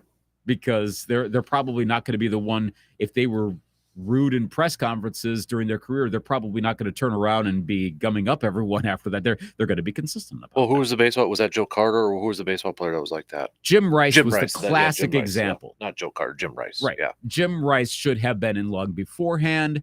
I know to a degree it was that whole 70s, 80s. How great are these players really? And then in retrospect, you go, oh, wow, they were, well, greenies were out there. It was not a clean sport. But compared to the steroid era, the PED era, it was clean. It was at least more even. It wasn't as out there. And so someone like Jim Rice, he took advantage of that, but also it took, I think, long enough for people going, all right, are we really going to be offended by him anymore? Come on. What did he really do to offend you?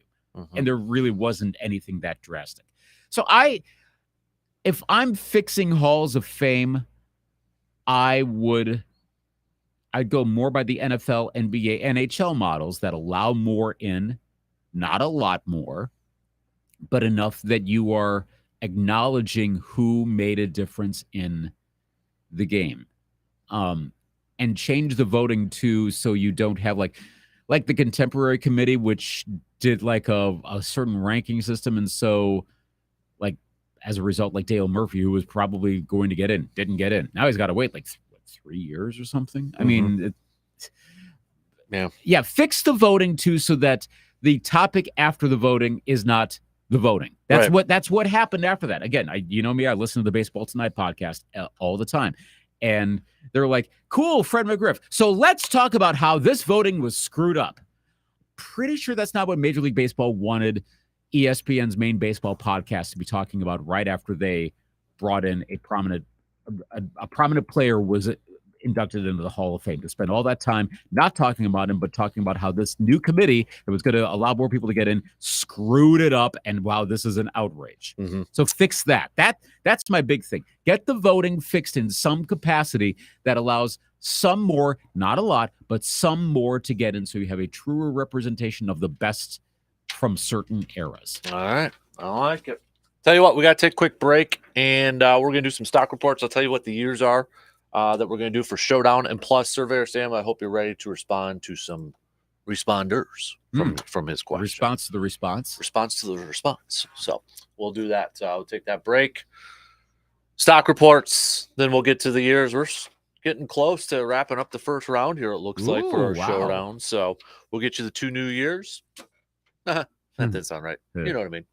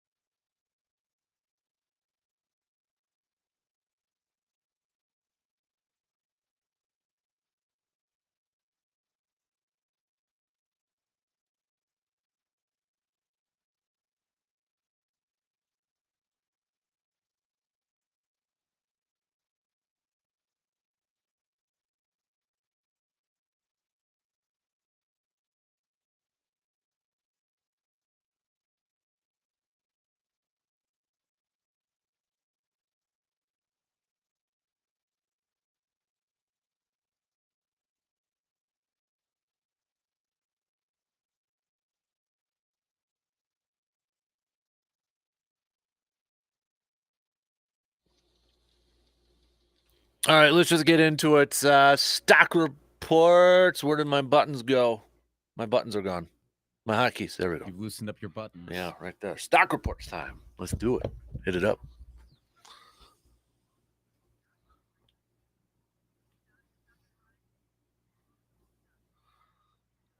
All right, stock reports. Luke, I will let you go first. Whose stock is rising or falling? Because I got to figure out the second year for our showdown thing coming up here. So I'll say Jordan Love is stock rising, if only because of all of the seeming likelihood, at least compared to maybe a few days ago, that Aaron Rodgers is not going to be a Packer next year, especially like that was a heck of a wake up on Monday to be like, wow, Simmons just threw out the Jets thing. Peter King noted the Jets talk. So I'm gonna pause that right there.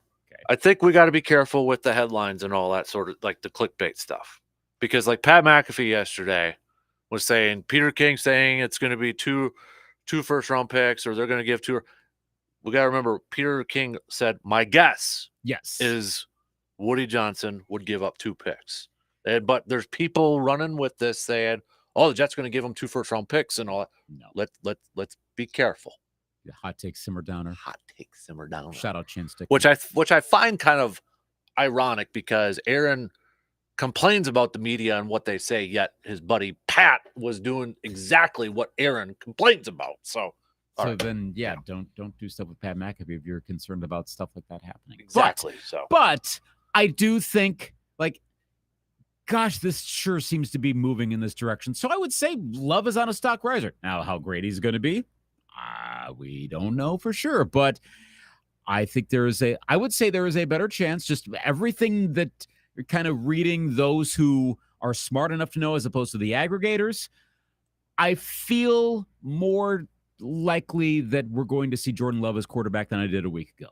Mm-hmm. Something seems to have happened over the last week that is pushing this, where it's bubbling up to those that can't say too much beyond throwing it out as speculation, but you know that they know more. Even someone like Peter King, like, he's saying my guess, and he's probably pretty much like that's his guess. I don't think that he's really shading what he knows, but he hears stuff enough that he's not going to throw something out there. I think it's probably because he knows the Woody Johnson. Right. And all he's that sort heard of enough. Stuff. He's putting a lot of stuff together, which he'd probably be the first to admit that doesn't always work out, but that's what always happens when you're a reporter and you're trying to figure stuff out. You're trying to sleuth. But all the Jet stuff, because what Simmons said also was he was doing like a follow-up from a prediction that he did prior week, which I think involved the Bengals or something. But it was one of those like serious, like he's very sarcastic, obviously. This was a serious prediction. Mm-hmm. So I'm like, what does he know?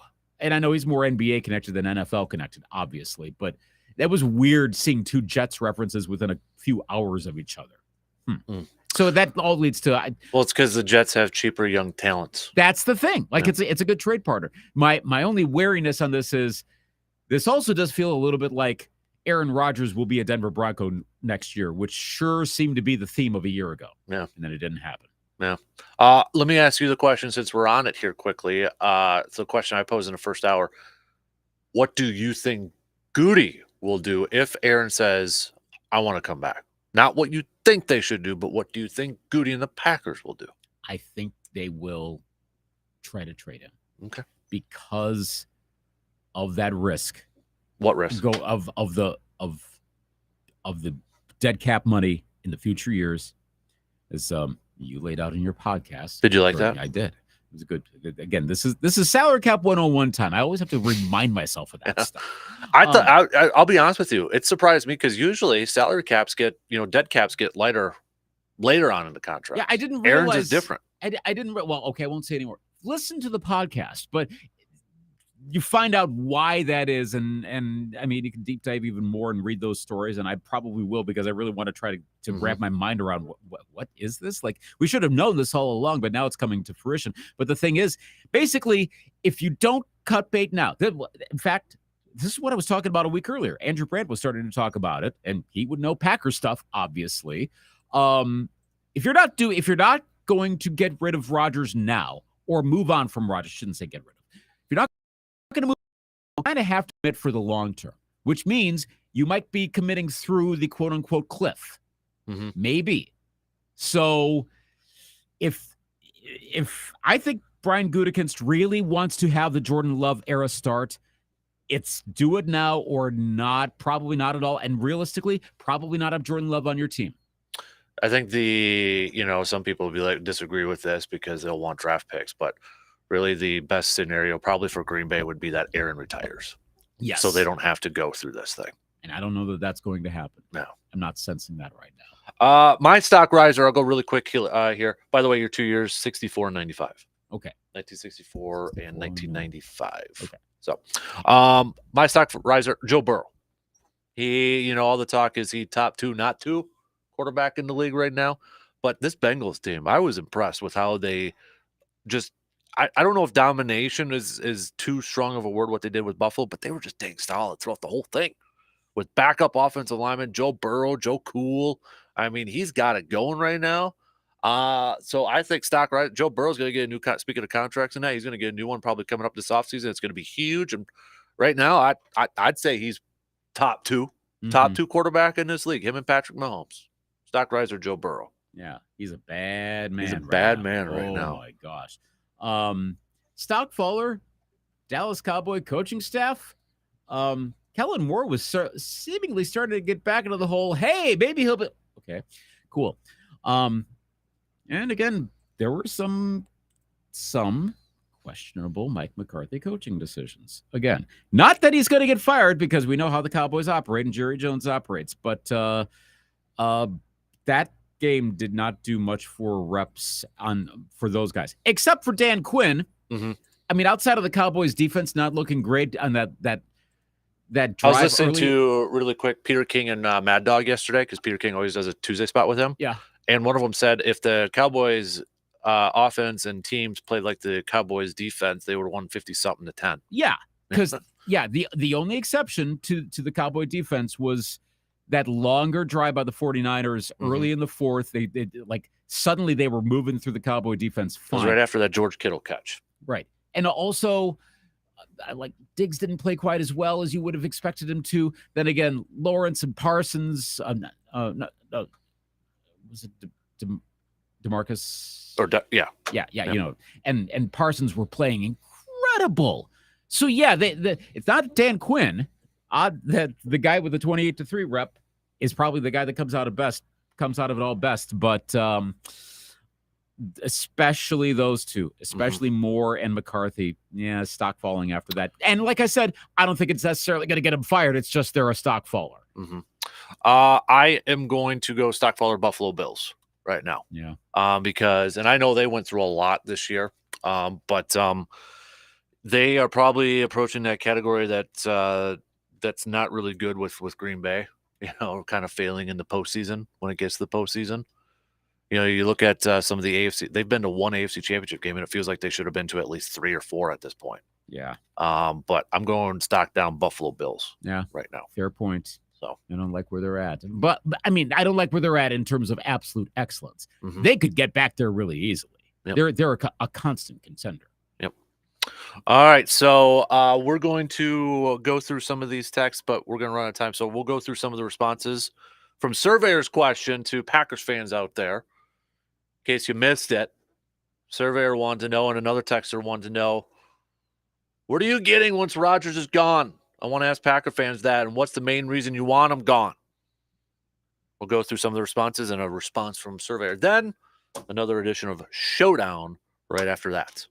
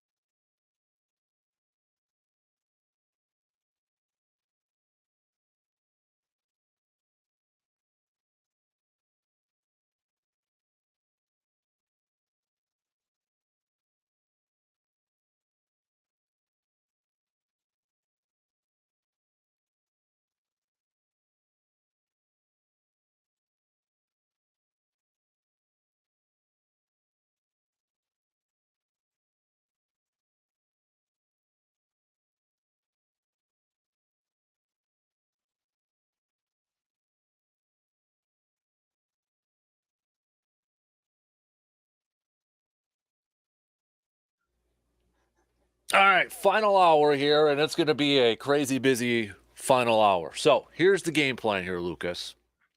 We're going to go through some of the responses to Surveyor. Some are a little bit longer than others.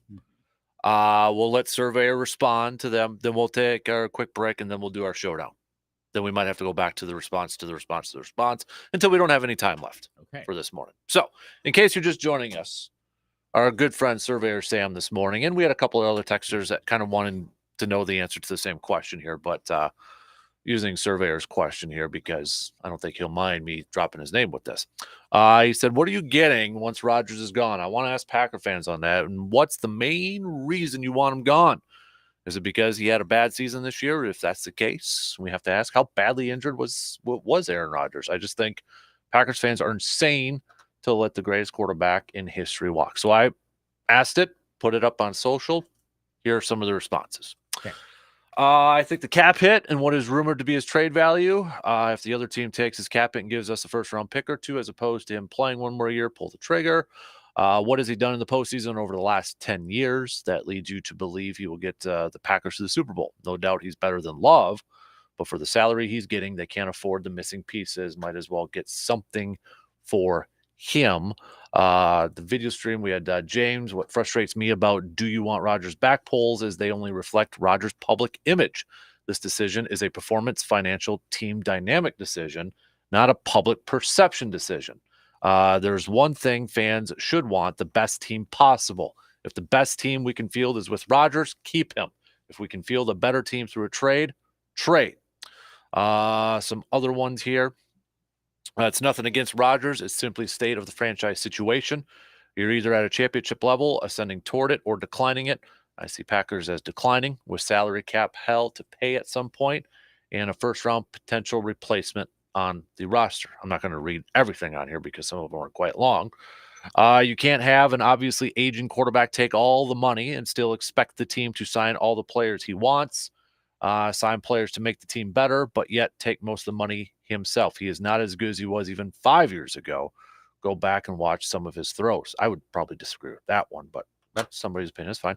I don't want him gone, but if he would like better players, he needs to renegotiate his $50 million for the cap space. Remember, cap it's 31. He's become self-absorbed and overpaid, no longer plays as if he's a part of the team. It's not an unappreciation for Rodgers. Rodgers isn't getting any better and hasn't been able to make it over that hump in over a decade. He had a few close chances, but stars didn't align. We have a good young nucleus of ascending guys, and we have a good coach, good management, and a guy poised and ready, waiting in the wings, ready to do exactly what Rodgers did when he replaced Favre. Shown glimpses, but needs to be able to string real game experience together. If Rodgers comes back, how interesting do regular season games become? What would deem next season a success? How about with Jordan Love? How does that change how interesting regular season games will be? What would deem his first season as a starter a successful season? Okay. Flacco, Foles, Garoppolo, Stafford, Goff, Newton, Wilson, Kaepernick, Eli, Grossman, Hasselbeck. All those quarterbacks have been to a Super Bowl more recently than Rodgers. Well, I don't think Grossman and Hasselbeck have. That was before Rodgers. That was 06 and 05. Yeah, so that's before Rodgers. But there's still a good number. Rodgers isn't our only chance at getting to the big dance. We need to learn to appreciate and let go and continue to try to get better. All right. So we've got it's time for the Packers to move on. Do this because you need to see what Love has. He has shown glimpses, but what can he do? You also need to see how LaFleur can do without a future Hall of Fame quarterback. No, the Packers are not going to cut him, but you should also, they're not going to cut him because that would cost $100 million in debt cap. So that's definitely not happening.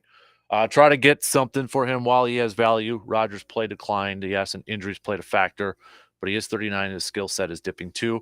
I will definitely miss Rodgers, and he's probably the best quarterback in Packers history, but I would rather the Packers move on a year too early than a year too late. So the Ron Wolf theory. All right. Surveyor's response. Ready? Yes. What everyone forgets is that for the majority of the 2010s, when Rodgers had an unbelievable offense, they had no defense, consistently ranked in the bottom third in all defensive categories. All the other guys listed had a great defense as well. Can you blame Rodgers for the losses in Arizona when they scored over 35? How about Seattle when all they needed to do was catch an onside kick?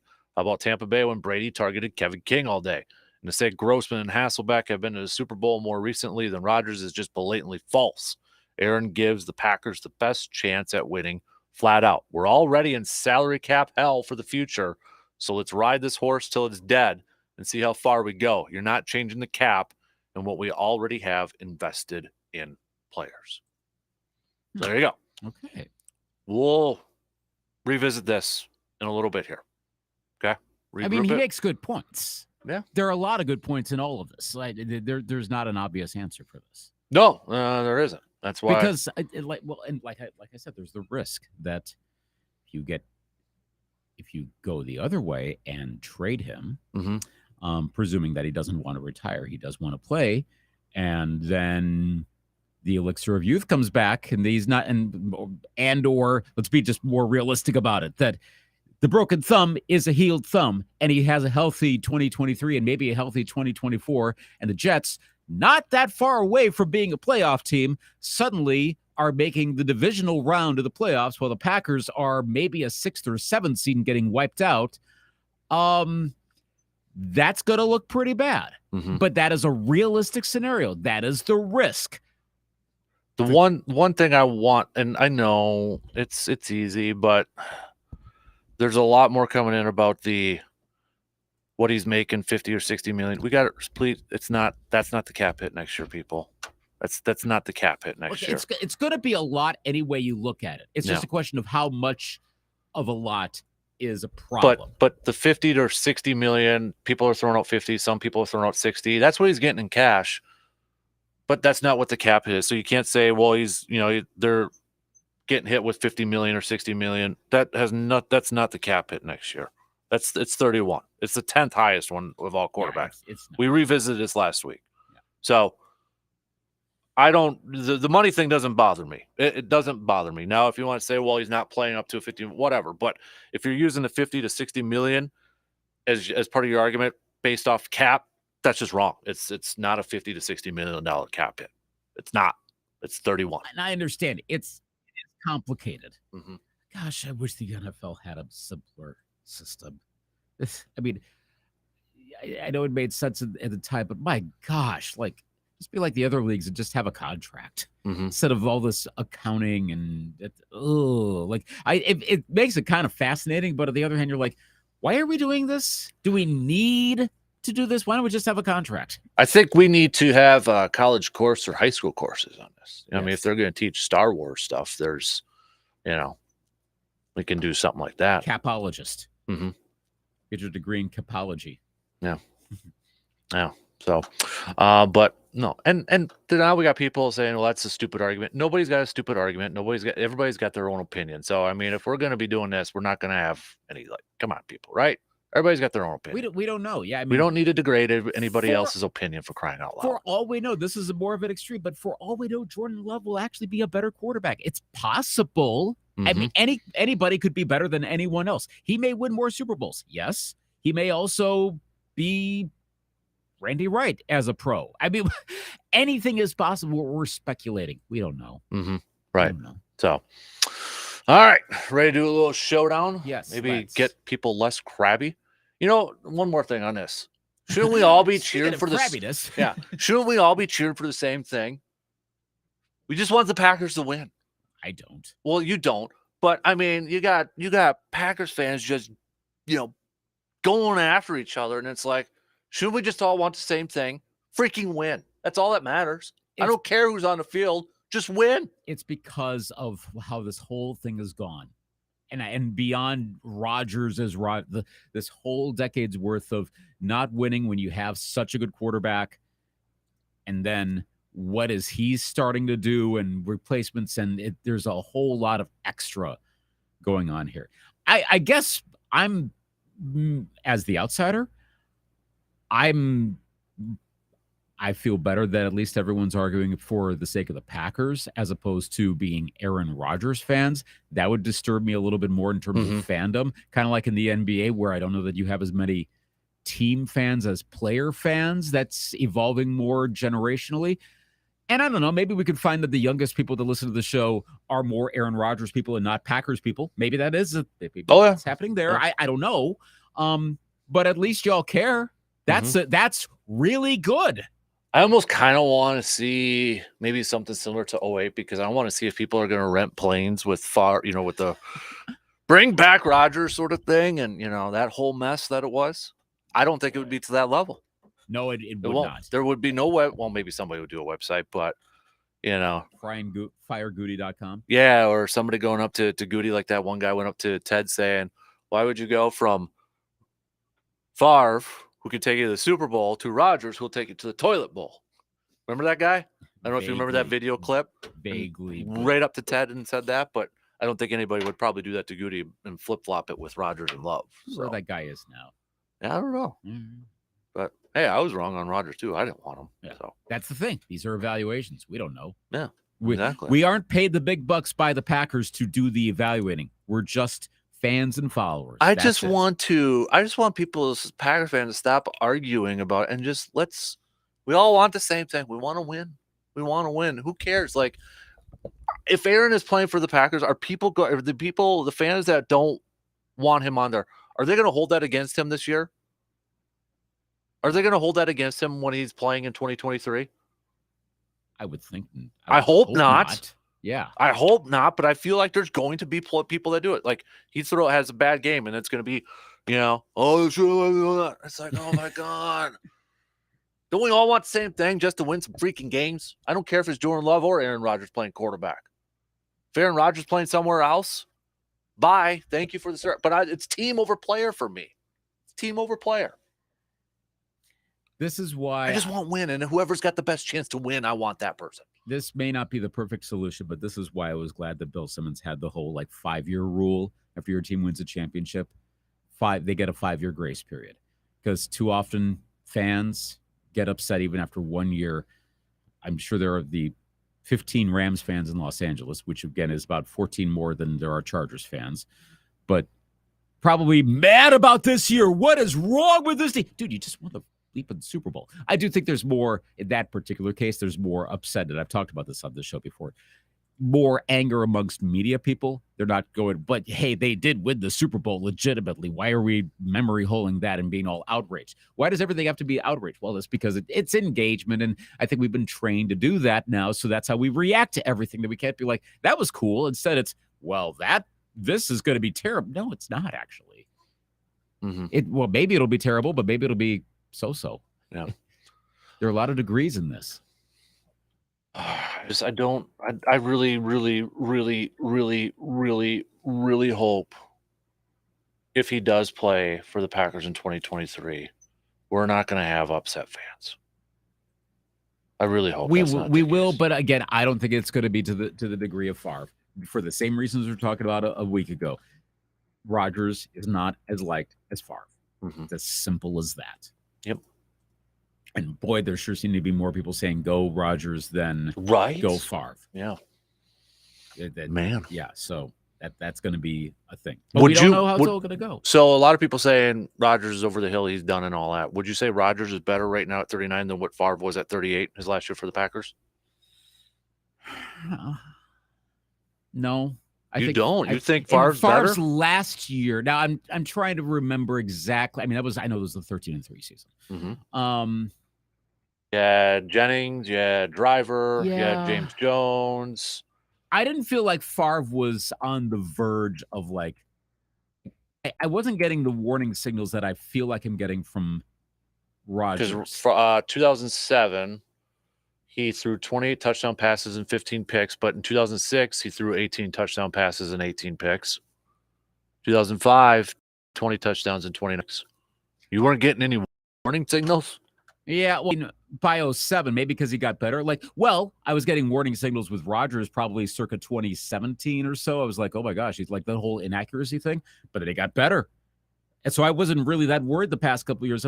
Past 3 years, I'm like, my gosh, maybe he's pulling a Brady. This past year, here's what I don't know. Is this a bad sensor? Because I'm being very technical. Are these warning lights bad sensors because it was a broken finger And so that gets corrected next year, and a bunch of rookies as well. So that is a wash next year. Or are we watching the decline in real time? I feel comfortable saying it's a bit of both. So it's more nuance at this point. I mean, we also didn't know that Favre was going to be that much better 2 years after that and have one of the best seasons he's ever had. Was that supporting cast though too? Also, how much better would Brett Favre have been under current offense-friendly rules? Right. How much worse would because that 07 Favre did finish second place in the MVP. Yeah. So, and stupid Tom Brady is undefeated season. Mike McCarthy should have won Coach of the Year that year too. I don't care what you say. Yeah, I agree. I mean, second year and he does that. Yep. Absolutely. Third year.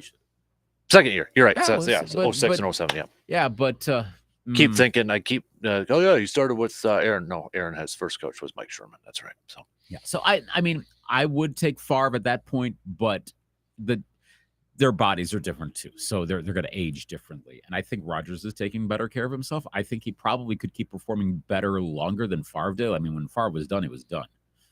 But we'll know in the next few years as Rodgers continues to age, and he turns 40 later on this year, and we'll see. 40 is the new 30. Let's be real. 45 is the new 38. Is that how old you are? No, that's Brady. Oh, okay. I will be 45 later on this year, so right. that will be the new 38 for me. Okay. My wife is 38, so I'm just matching up hers. I know we're kind of going on a tangent here too, but I was kind of thinking about the other day. When was the last Hall of Fame quarterback that just played for one team throughout his whole career? And you think about it, I'm talking just straight up Hall of Famers or locks to Hall of Fame like Brady and that, right? Aikman, Elway, Marino. That's about it. Wasn't Kurt Warner because he's a Hall of Famer, so definitely not. Not Brady, not Peyton. Maybe Eli if he gets in. I was trying to find. Is there some absolute list? Maybe Ben Roethlisberger if he gets in. Yeah, I think Roethlisberger does. No, it's an end of the career sort of thing, and that's not new. I mean, Unitas, Namath is a good one. Montana for crying out loud, who actually did well in Kansas City. That was a rare thing, but it happened. I mean, Brady might be on his third freaking team.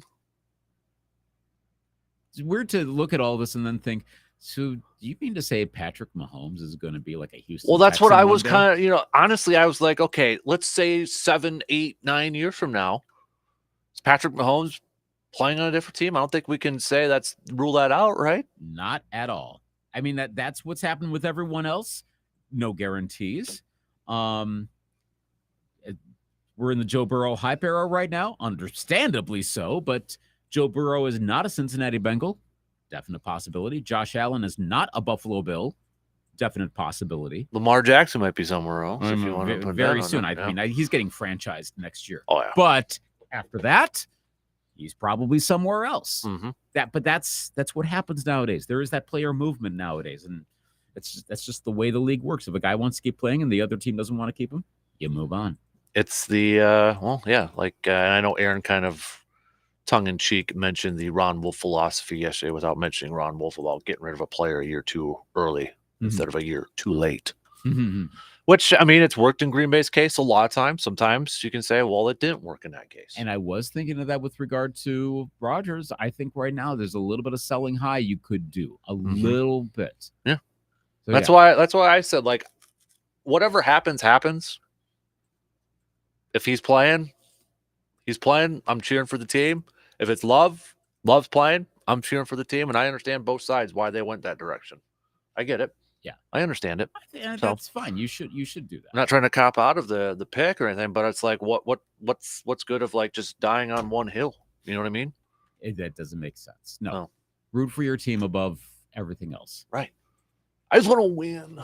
I didn't like this year. I want to get back to the postseason. So you'll be there soon enough. Hopefully. Who knows? Never know what can happen, right? I mean, I suppose we could be going into the 70s and 80s again. I really don't think so. I never experienced that. So, but I've, obviously heard about it from thousands of thousands of thousands of thousands of thousands of people. Oh yeah. And that's the main thing too, is like, okay, cool. I don't want to experience that. So that's why I just want to keep winning. Yeah. So, You don't want to experience that. no. Did it with like the Bucks and the Brewers sort of thing. Yeah, you, So, you kind of know. Imagine you're the biggest team being just a nothing. by the way, we had a trivia question the other day. There's only one Heisman Trophy winning quarterback in the Hall of Fame. Did you know that? I guess that doesn't surprise me now that I think about it. Who is it? Roger Staubach. Huh. Yep. Fascinating. I wonder if the last few years are going to change that somewhat. I mean, That's what I was Baker- looking up. Like Baker Mayfield's not getting no, it. like Lamar maybe, but then Joe Burrow's kind of on that track. So Yeah. those would probably be the likely next two.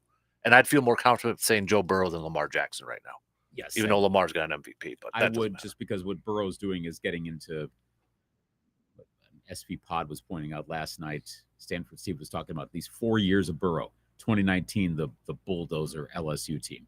2020, there's the injury, but then 2020, with 2021, doing what the Bengals did last year, going on that stretch in the playoffs, and then what we've seen thus far.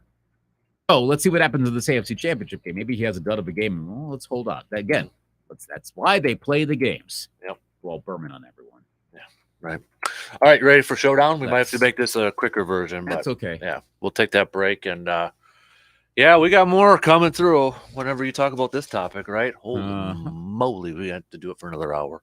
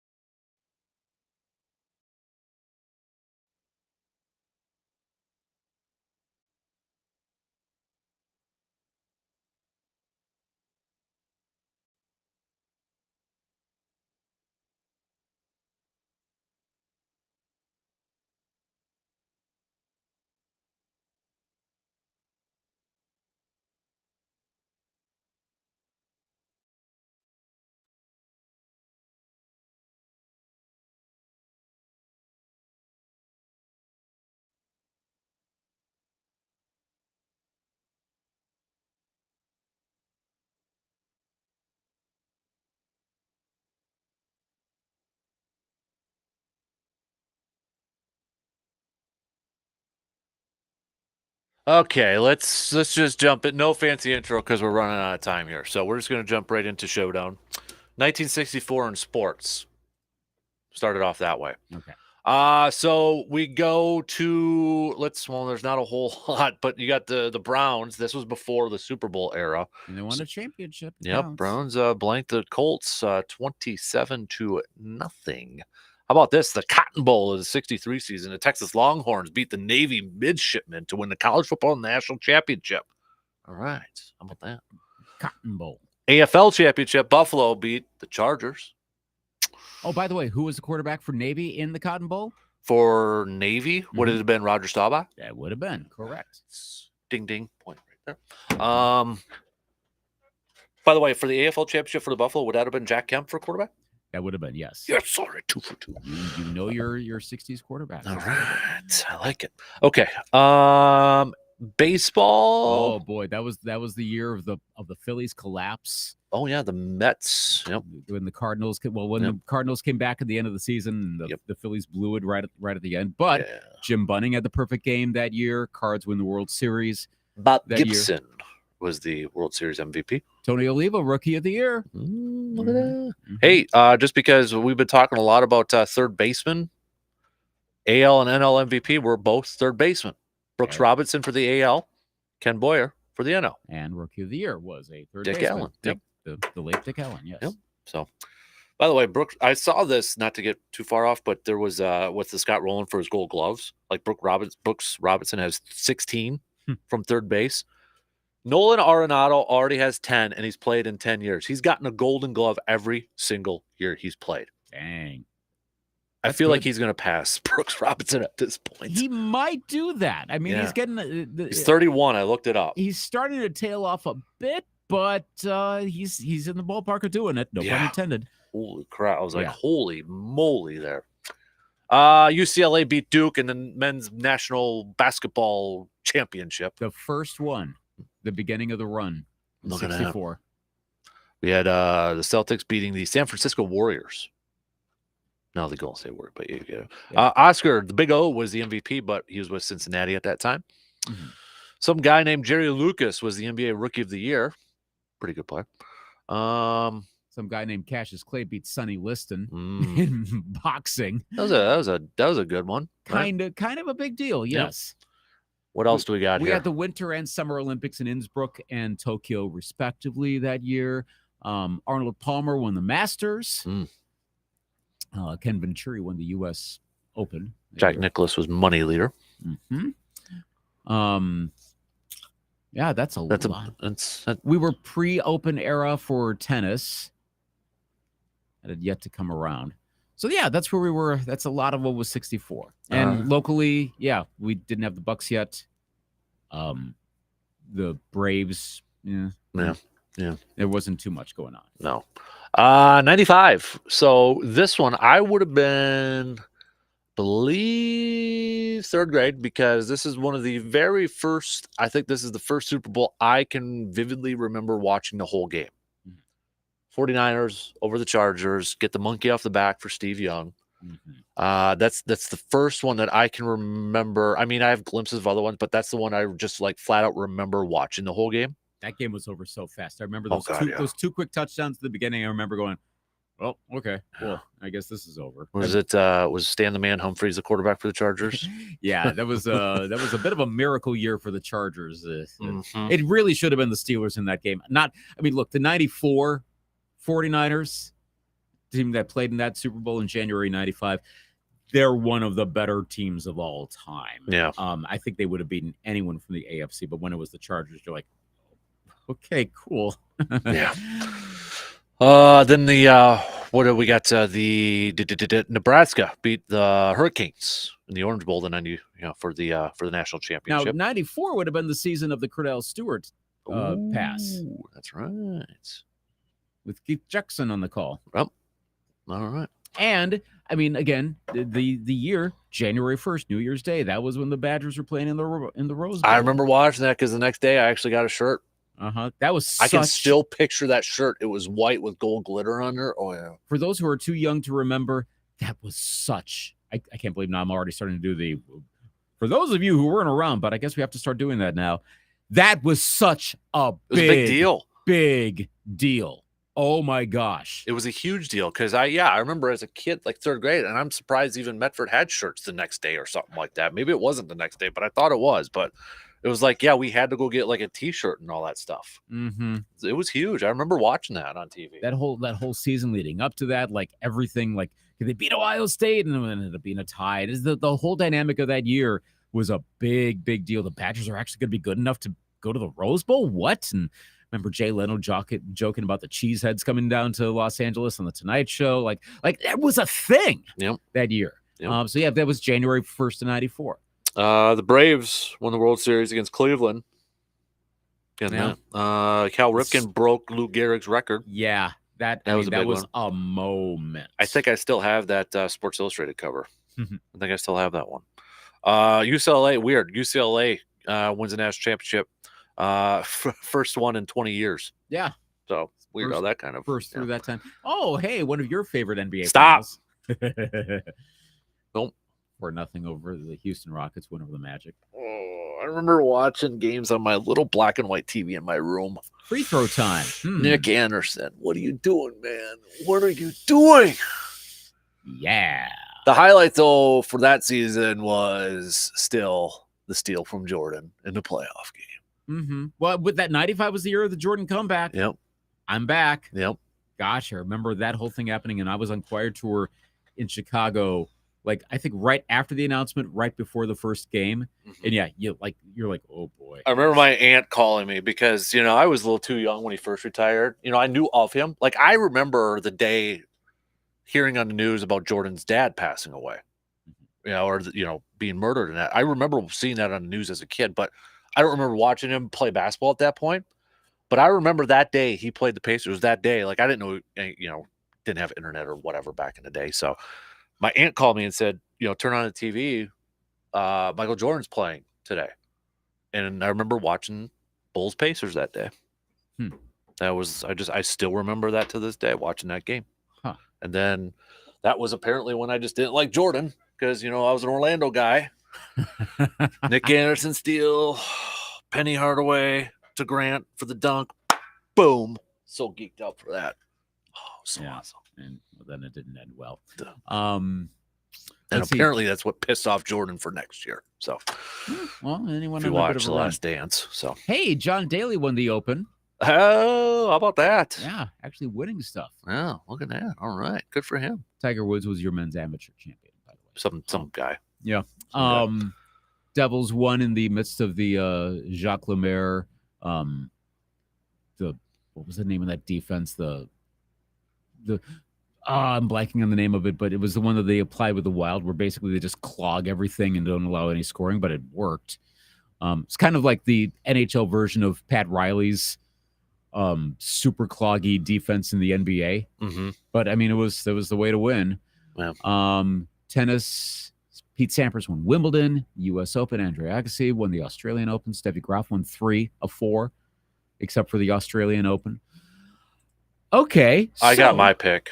I'd go 95. Yeah, I'm going 95 because that's a little bit more like nostalgia for me too. There is, but I think there is also better. And again, Cal Ripken. That was a big one. Yeah. That was a moment, especially. So I'm going to go with 1995 for sports. I agree. All right, let's do music really quick. Okay, well, I'm going to do 1995 first. Oh, you actually had some decent albums. Jagged Little Pill comes out that year. What's the Story? Morning Glory from Oasis. Melancholy and the Infinite Sadness from the Smashing Pumpkins. The Bends from Radiohead was that year. So, I mean, yeah, it was one of the, I guess, latter years where you had a good amount of good albums. Song-wise, Gangsta's Paradise. Yes. Kiss from a Rose. That's a karaoke song for me. Batman. Fantasy from Mariah Carey. Was that year? This is how we do. Oh gosh, yeah. Yep, that was 95, summer 95. Let's see. Run Around from Blues Traveler was a big hit. That year. What else was really big? I mean, Waterfalls was a big hit I think I'm trying to remember. As in, Don't Chase Waterfalls? please stick to the rivers and the lakes that you're used to. Is it that song though? Yeah. Don't go chasing waterfalls. Go chasing I remember for waterfalls. elementary school gym class, we shut the lights off one time because that was like, you had light up shoes for whatever reason, and we'd have to run laps, but they would shut the lights off and play that, and everybody would sing it while we were running. Nice. I don't know why I remember that crap, but I do. Oh my gosh. Notorious B.I.G. had I'd say his mainstream breakthrough, because Juicy was in 94, and I never remember hearing any of that. But Big Papa, One More Chance were big that year. Brandy really had her breakout that year. I mean, so there's some really good stuff in 95. One Sweet Day came out that year, that like 16-week number one Mariah Carey, Boyz II Men. Now, 1964, album-wise, see, this was right when albums were starting to convert from, hey, here's a bunch of songs, to just buy some, like a pure commercial thing, to works of art. But you had A Hard Day's Night and Beatles for Sale. Another Side of Bob Dylan came out that year. Rolling Stones' debut album came out that year. The Times They Are Changing from Dylan once again. Gets Gilberto, Stan Getz. I mean, if you want some bossa nova, kind of set a 60s mood, just play that album. Like, that is just reeks of 60s in a good way, but oh my gosh. Now, song-wise, that was British Invasion year. So the Beatles broke in 1964. Oh, okay. So we don't need to even talk about it anymore. I mean, that's the thing. Like, there are a lot of heavy hitters in 95. There's some really good songs. But 1964 was when the Beatles broke. Yeah. Music changed in 1964. So without even, and I'm not even counting like Motown broke a lot that year. Where Did I Love Go? Dancing in the Street, among other songs that year. I Get Around to the Beach Boys. Oh, Pretty Woman was out that year. Oh my gosh. I'm going to go 64 for music. All right. So movies wise, we're going to start with the 60s on here. Okay. 64. Kind of top of Mary Poppins, Dick Van Dyke, Julie Andrews. I think even if you haven't seen it, you could probably think of a clip from that movie. Yes. Dr. Strangelove. Yes, good movie. We got Goldfinger, Sean Connery. Wish I could do a Sean Connery impression. Yeah, it's a tough one to do. Audrey Hepburn. Audrey Hepburn and My Fair Lady. Yep, that's a solid one. Viva Las Vegas. Yep, exactly. A Hard Day's Night. John Lennon, Paul McCartney, George Harrison, the Ringo, the Beatles. We got what else do we got on here? That's Burt Lancaster and The Train. Trying to go a little bit down there. What a lot that haven't lasted, actually. No. What's this? Man's favorite sport? ? The author of a best-selling fishing guide is actually extremely inexperienced in the sport, which causes mayhem when he is entered into a competition. All right, I might have to check that one out. Yeah. Fishing tournament. Okay. Intriguing. Check that one out. So it's top heavy. It is. But 95 isn't so top heavy because they've got some depth to it here. You ready for this? Yes. All right. I'm going Outbreak, solid movie. I like it. Dustin Hoffman, Morgan Freeman, Kevin Spacey, Rene Russo. I think Cuba Gooding Jr. is in that one too. The monkey, remember that one? We got that. We've got where was it? Babe. I remember going to the theater for school because we read the book. Babe the Pig. Yeah. Bridges of Madison County. Oh, Major Payne. I actually went to the drive-through theater to see this one in good old Abbotsford before the 29 Highway 29 went through there. You know how we go to the Packer games? Yeah. Before that was there was a drive-in theater right there. Oh, really? Yep. So I saw Twister there, Casper, which also came out in 95, Major Payne, and Eraser. Nice. Yeah, those were the movies. Wow. So Congo, also coming out in 95 there. Moving on to the next page here, where it gets a little bit more like, okay, it's a lot of favorites here. Tommy Boy, 95. Okay, Tommy Boy. Ace Ventura, When Nature Calls is on here. Mortal Kombat.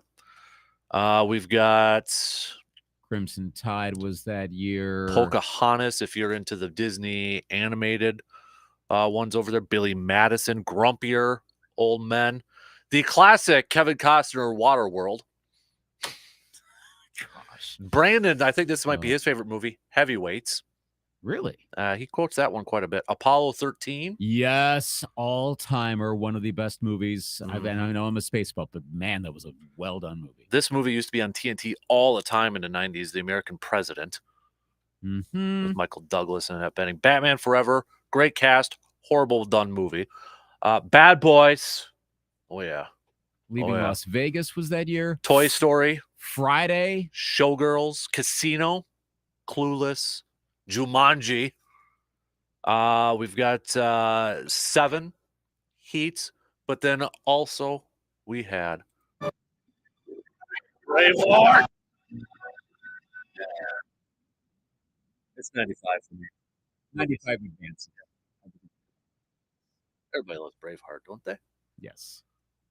Yeah, actually, I should say I didn't like Braveheart, not because of the movie quality, but I didn't like it after the Academy Awards because it beat Apollo 13. And I thought Apollo 13 should have won, but I was biased. Mhm. But also, I thought it was going to win, and I was like genuinely. I can still remember Sidney Poitier announcing it and be like, "No!" And I was, it ruined my You night. really wanted Apollo 13, I huh? really did. I thought they got. I think they got robbed a bit at the Academy Awards. Like I think they won like one. I think it won like one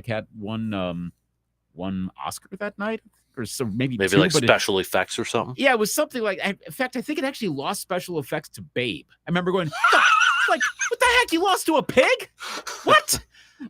That'll do, pig. Yeah, That'll so, do. Actually, Babe was a pretty fun movie too. In retrospect, but again, that was 17-year-old me. Only line I think people know from the movie. That'll do, pig. That'll do. I do remember that. But that was 17-year-old me. I've seen Braveheart since then. Yes, I get it. Of course, it was worthy of winning Best Picture. It is a really good I movie. just saw, I think it was on a TikTok video, William Wallace's Real Sword. That thing is huge. Really? It's huge. It's really cool. Like it looks like it's in a tower museum. Like you got to go up the steps. It looks like it's like the old school castle towers, Mhm. and then it's on display up there. It's huge. Really? Yeah. Wow. Of all places, TikTok. Because of course it would be there. Right. Interesting. William Wallace sword is the first thing that comes up. 5'4". Yeah. Oh, Huge. yeah. Not sure how exactly I'd brandish that one. I'm 5'10". I mean, that thing's approximately. got to be heavy too, right? I mean, what does that thing weigh? Let's see. Wait. William Wallace. Of course it's in kilograms. 3 kilograms, which would be about 6 pounds. Is that it? 6 pound, Okay. 5'4" sword. Oh yeah, it does say 5.95 pounds. Yeah. So that's a little light there. All right. But long.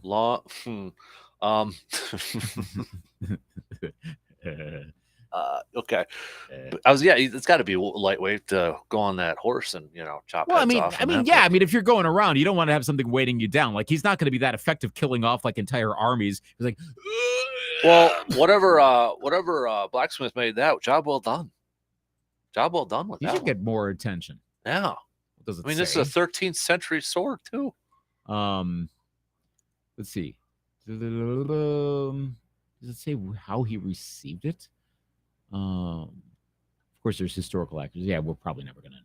Yeah, it's how many years ago, man? It's It's been a long while. Yeah. All right. There you go. So we got to take our final break there. So 95 moves on. 1995. Okay. 95 moves on. Cool. All right. So sorry, Beatles fans. Is what it is. I think the Beatles will be okay. Yeah, they probably will be. So, okay. Quick break, and then we're wrapping things up after these few words.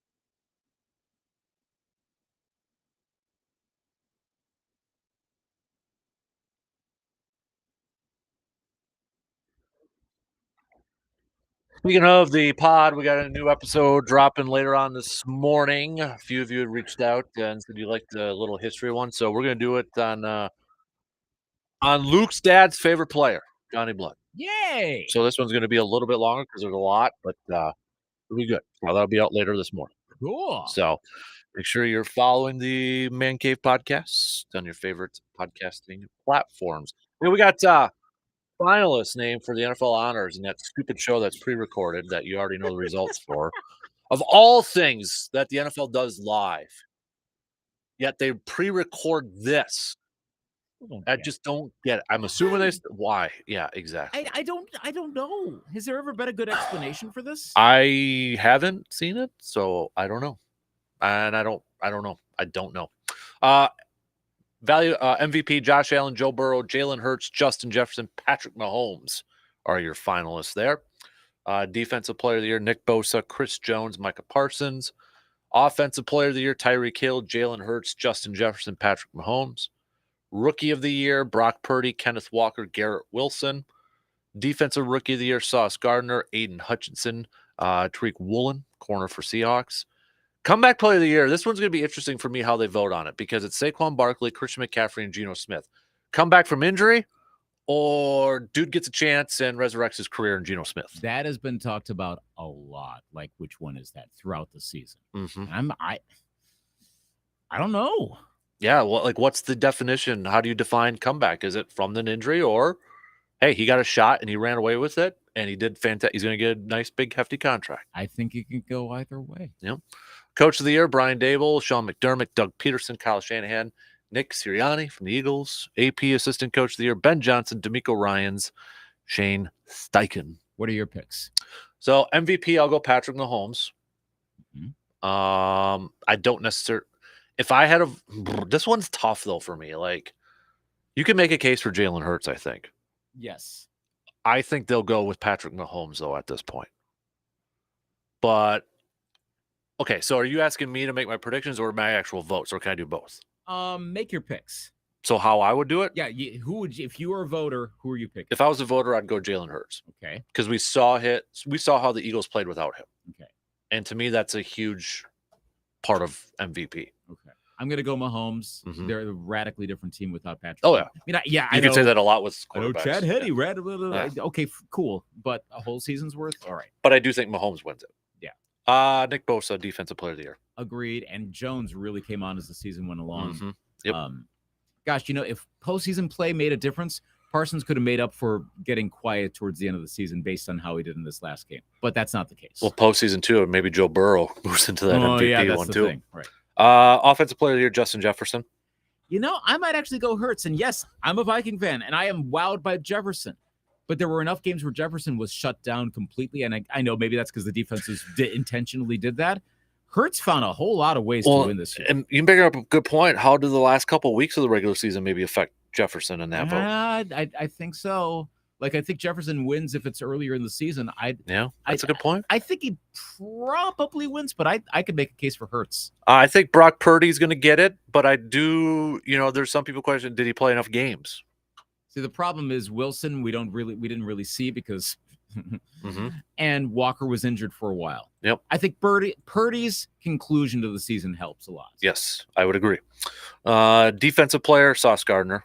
Those are three really good choices, but Mm-hmm. but Gardner, yes. Yeah, I mean, you're already named to an all-pro team as a rookie. You're going to win Defensive Rookie of the Year. Mm-hmm.